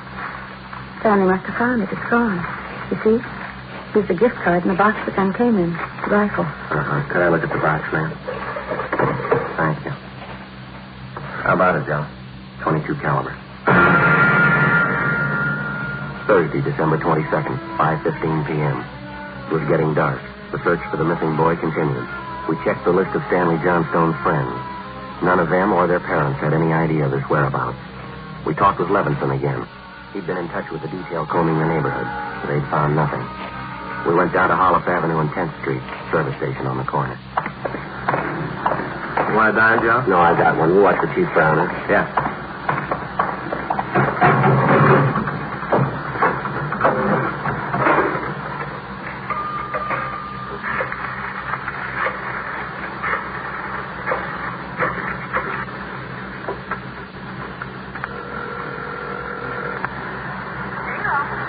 Please.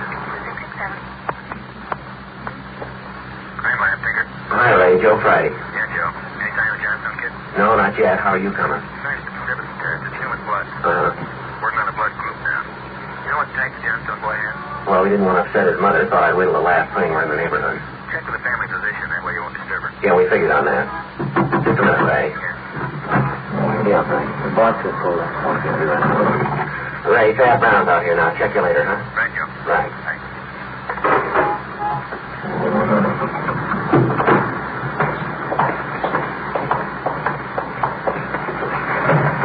Gentlemen, how's it going? We just checked with Ray Pinker. Yeah, I know. It's human blood. What do you think? We talked with the boy's mother, Mrs. Johnstone. Found the gun missing. Yep. Caliber's the same as the empty casing Levinson found, 22. You said the gun was missing. Yeah, the Johnstones were going to give it to the boy as a Christmas present. They had it hidden, but it's gone now. Any idea who took it? Well, whoever it was, they left the Christmas wrapping behind. I think maybe it was the kid. 22 rifle, huh? 9-year-old boy. When are we going to learn? First, it's carbide cannons on the 4th of July. The city issued ordinance after ordinance, but a few thousand kids around the country had to lose their eyes, fingers, hands, before the parents would give us their full cooperation to outlaws. I know what you mean. Sure you do. You and every other cop in the country became the heavies trying to clamp down on them. That was the same story. This time it's guns for Christmas. Oh, I know what you're thinking, Chief, but we're not sure yet. Listen, Friday, there's a city ordinance against giving a gun to a kid. Now, you know that. Yeah, I know that. There's a missing boy and a missing gun. There's blood on the ground and an empty shell. That's enough for me. We're going to stay with it, Chief. Something's got to break. Yeah. I hope it's not the house for that kid's parents. Hi, Chief. I've been looking for you, Friday. Yeah, what do you got, Harry? Found the gun, a new 22 rifle. I say it's been fired recently. Where'd you find it, Levinson? Back up there in that scrub oak behind the Johnstone house. Mrs. Johnstone identified it. Buckley took it down to the crime lab. Thanks, Harry. Miss Johnstone okay? She's pretty sick now. Kilby came up with something else. What's that? There's another one missing. An 8-year-old boy. 6:30 p.m. We talked with Officer Kilby about the other missing boy. He told us that his name was Stephen Martin, 8 years old. His family had just moved into the neighborhood. It seemed that no one besides the Martin family knew that the boys played together. Mrs. Martin told us that Stephen told her that he was going out to play and he'd be home by 6 o'clock for dinner. She told us that he was an unusually prompt boy and almost never overstayed his playtime. We got a description of the Martin boy and put out a missing broadcast. We called the Johnstone's family doctor.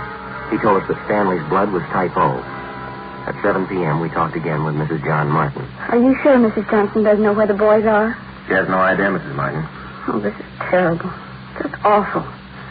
I feel there's more to this thing, something you're not telling me. Well, there's no use to upset you until we know a few more things for sure, ma'am. Then you are holding something back. Well, please try not to worry, Miss Martin. There are certain questions we have to ask, routine questions in any kind of investigation. Is there anything else you want to know? Yes, ma'am. What's your boy's blood type? Funny question. Do you think anything's happened to us? Have you found him and you're not telling me? No, ma'am. We haven't found him, and we don't think anything's happened to him. His blood type, huh? Yes, ma'am. Well, I think I have it written down in Stevie's baby book. Yes. Yes, here it is. The type is O. Type O, thank you. I wonder if I can use your phone. Oh, yes, of course. It's in the hall. Be right back, Frank. Yeah.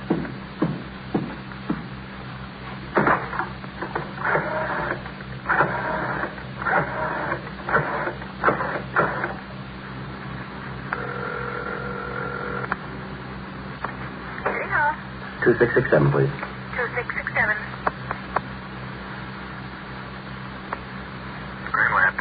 Hi, Ray. This is Friday. Yeah, did you get the blood types on the two missing boys? Yeah, both type O. So are the stains, Joe. Type O.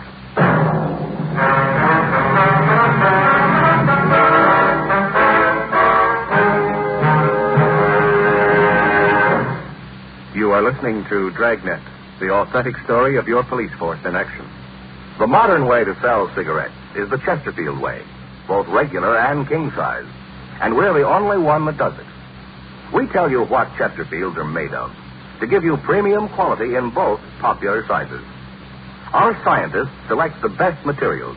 They select for Chesterfield the world's best tobaccos, blend them just right, and they keep Chesterfields tasty and fresh with the best of moistening agents. Now, here's something else that's completely modern about Chesterfield. People smoke.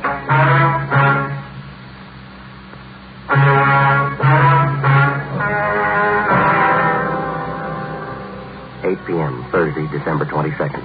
Still no sign of either of the missing boys. Chief of Detective Thad Brown went back to headquarters to direct the search from there. He dispatched another detail of 50 men to aid in the hunt for the missing youngsters. 8:30 p.m. It was getting colder. The citrus growers were warned to expect a freeze. We went back up the block to see Mrs. Johnstone. Her husband had quit work early and returned home. We talked with him. He could tell us nothing more than we already knew. We still had not informed either of the families about the bloodstains and the empty cartridge casing which had been discovered in the backyard of the Johnstone home. It was more than possible that they had a right to know about our findings, but Frank and I felt there was no cause to add to their distress at this particular time. If the two missing boys were found alive and well, then the bloodstains and the cartridge would be of no concern to the relieved parents. At 8:40 p.m., Frank and I left the Johnstone house and went to the home of Mr. and Mrs. John Martin. Mrs. Martin, you said your husband worked at the market. Yes. He telephoned about 15 minutes ago and said he was closing up right away. He'll be here in a minute. I do wish Stevie would call or come home. It's so cold out tonight. All he had on was a thin cotton jacket. Well, try not to worry. We're doing everything we can. He'll be all right. Stevie's father's such a sensitive man. He and the boy are so close. I know he's terribly upset. Yes, ma'am. Are you sure there's no place you might have forgotten? Some place where the boy might be? No. No place. No. If anything's happened to the boy, it'll just kill John. Mrs. Martin. You just sit still. I'll get it. Thank you. Joe? Yeah, Harry. Johnstone kid, he's been found.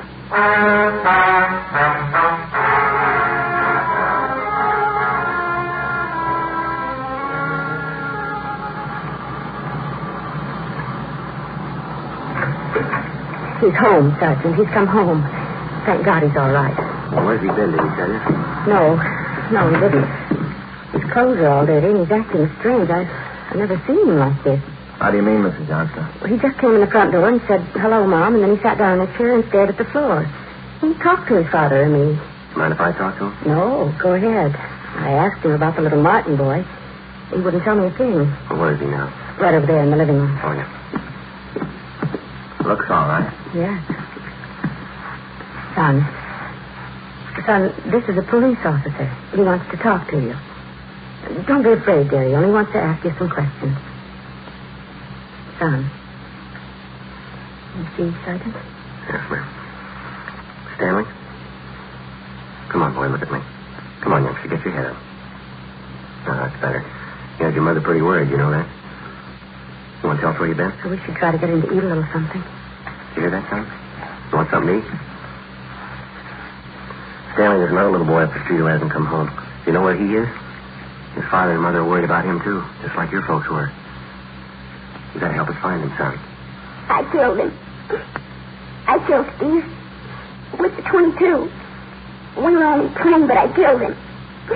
Well, how do you know you killed him? Maybe he's only hurt now, isn't he? No, he's dead. I know he's dead. The gun went off. We forgot we put bullets in it.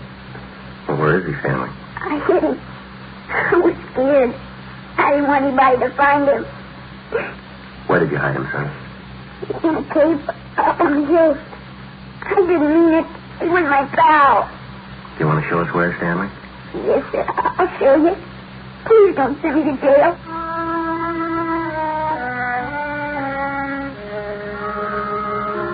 9:15 p.m., Thursday, December 22nd. 9-year-old Stanley Johnstone led the way up the hill behind the backyard of his home. He showed us the wagon he'd moved the body in. His father came along with us. About 50 feet from the crest of the hill, the boy pointed to a thicket of scrub oak. There we found a small cave holding the body of Stephen Martin. There was a single bullet wound in his chest just below his heart. He was dead. We covered the body. Stanley, how did it happen? Well, I knew my folks were going to give me a gun for Christmas. I knew where it was and I got it. There was a box of bullets with it. Were you pointing the gun at Stephen, son? No, sir. No, sir, I wasn't. It was Steve's turn to play with it. I was chasing him. He tripped over that stump there and he fell. The gun hit him in the stomach and it went off. Now, why do you think you killed him if you're telling us the truth here? I'm telling the truth. Honest, it's the truth. All right, I believe you, son, but why do you think you killed him? My gun. You stood me life, I didn't go get it. I should have waited till Christmas. It's all my fault. Where have you been all this time? In the cave with Steve. What were you doing in there, son? I was praying. I was praying for God to make him alive again.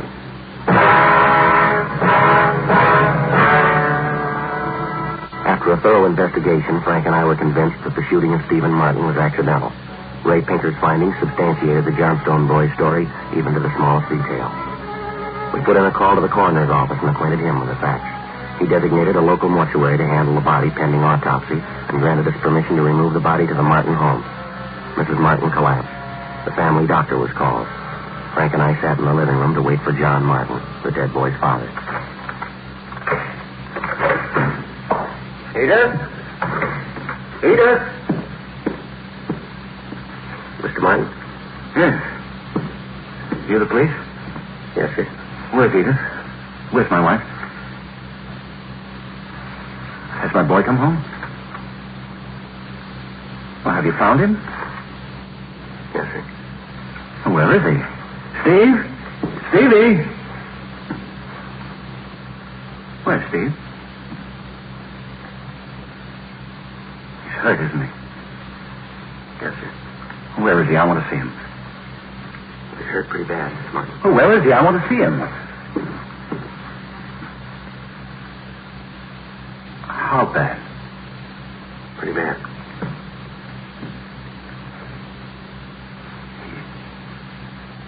He's dead.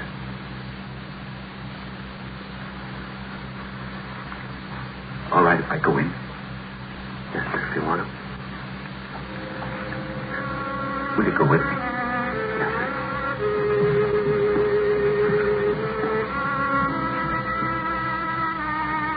Don't make it any harder on yourself, Mr. Martin. I want to see my boy.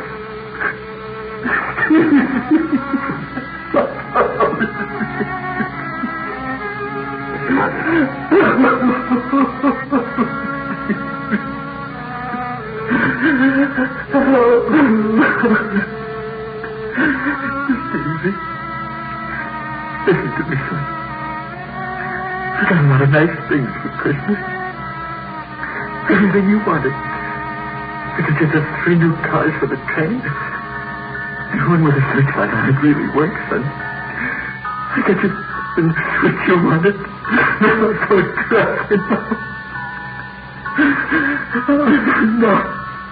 How you can have a big way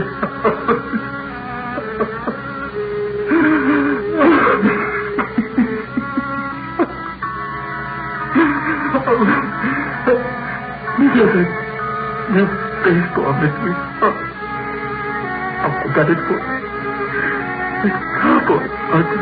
Wonderful. I got it.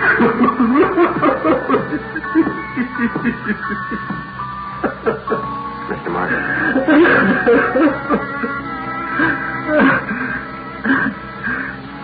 Sorry.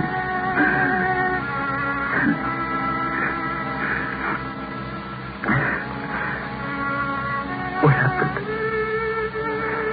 It was an accident. He was playing with a Johnstone boy up the street, playing with a gun. It went off. What was the other boy's name? Stanley Johnstone. It was an accident. Mr. Martin, where are you going? I want to see that boy. We had no idea what the dead boy's father had in mind. We didn't feel that we should try to restrain him. We went along with him up the street to the Johnstone home. I'm Stevie's father. Where's your boy? I'm sorry. Where's your boy? He's right here. Won't you come in? All right, Miss Canfield. You the boy that was with Stevie? Yes, sir. What's your name? Daniel. I'm sorry, Mr. Martin. I know it wasn't your fault, Stanley. I wonder if you'd do something for me. Yes, sir. I've got a lot of nice presents for Stevie. I know he'd want you to have them. I want to give them to you. Christmas Eve. Mom? I think that'd be a fine idea, son. Come on, Frank. Yeah.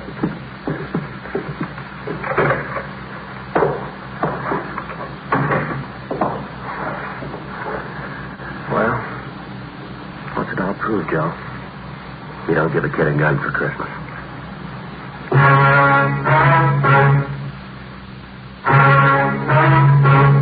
The story you have just heard was true.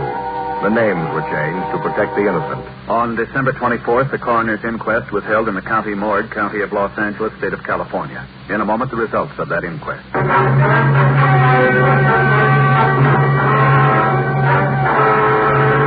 At the coroner's inquest, it was officially recorded that Stephen Martin's death was the result of an accident. Stanley Johnstone was absolved of any legal responsibility for his friend's death.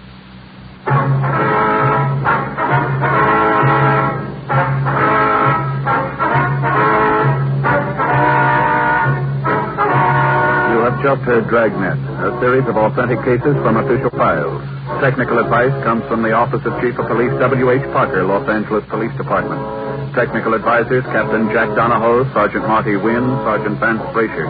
Heard tonight were Ben Alexander, William Johnstone, Sammy Ogg. Script by Jim Moser. Music by Walter Schumann. Hal Gibney speaking.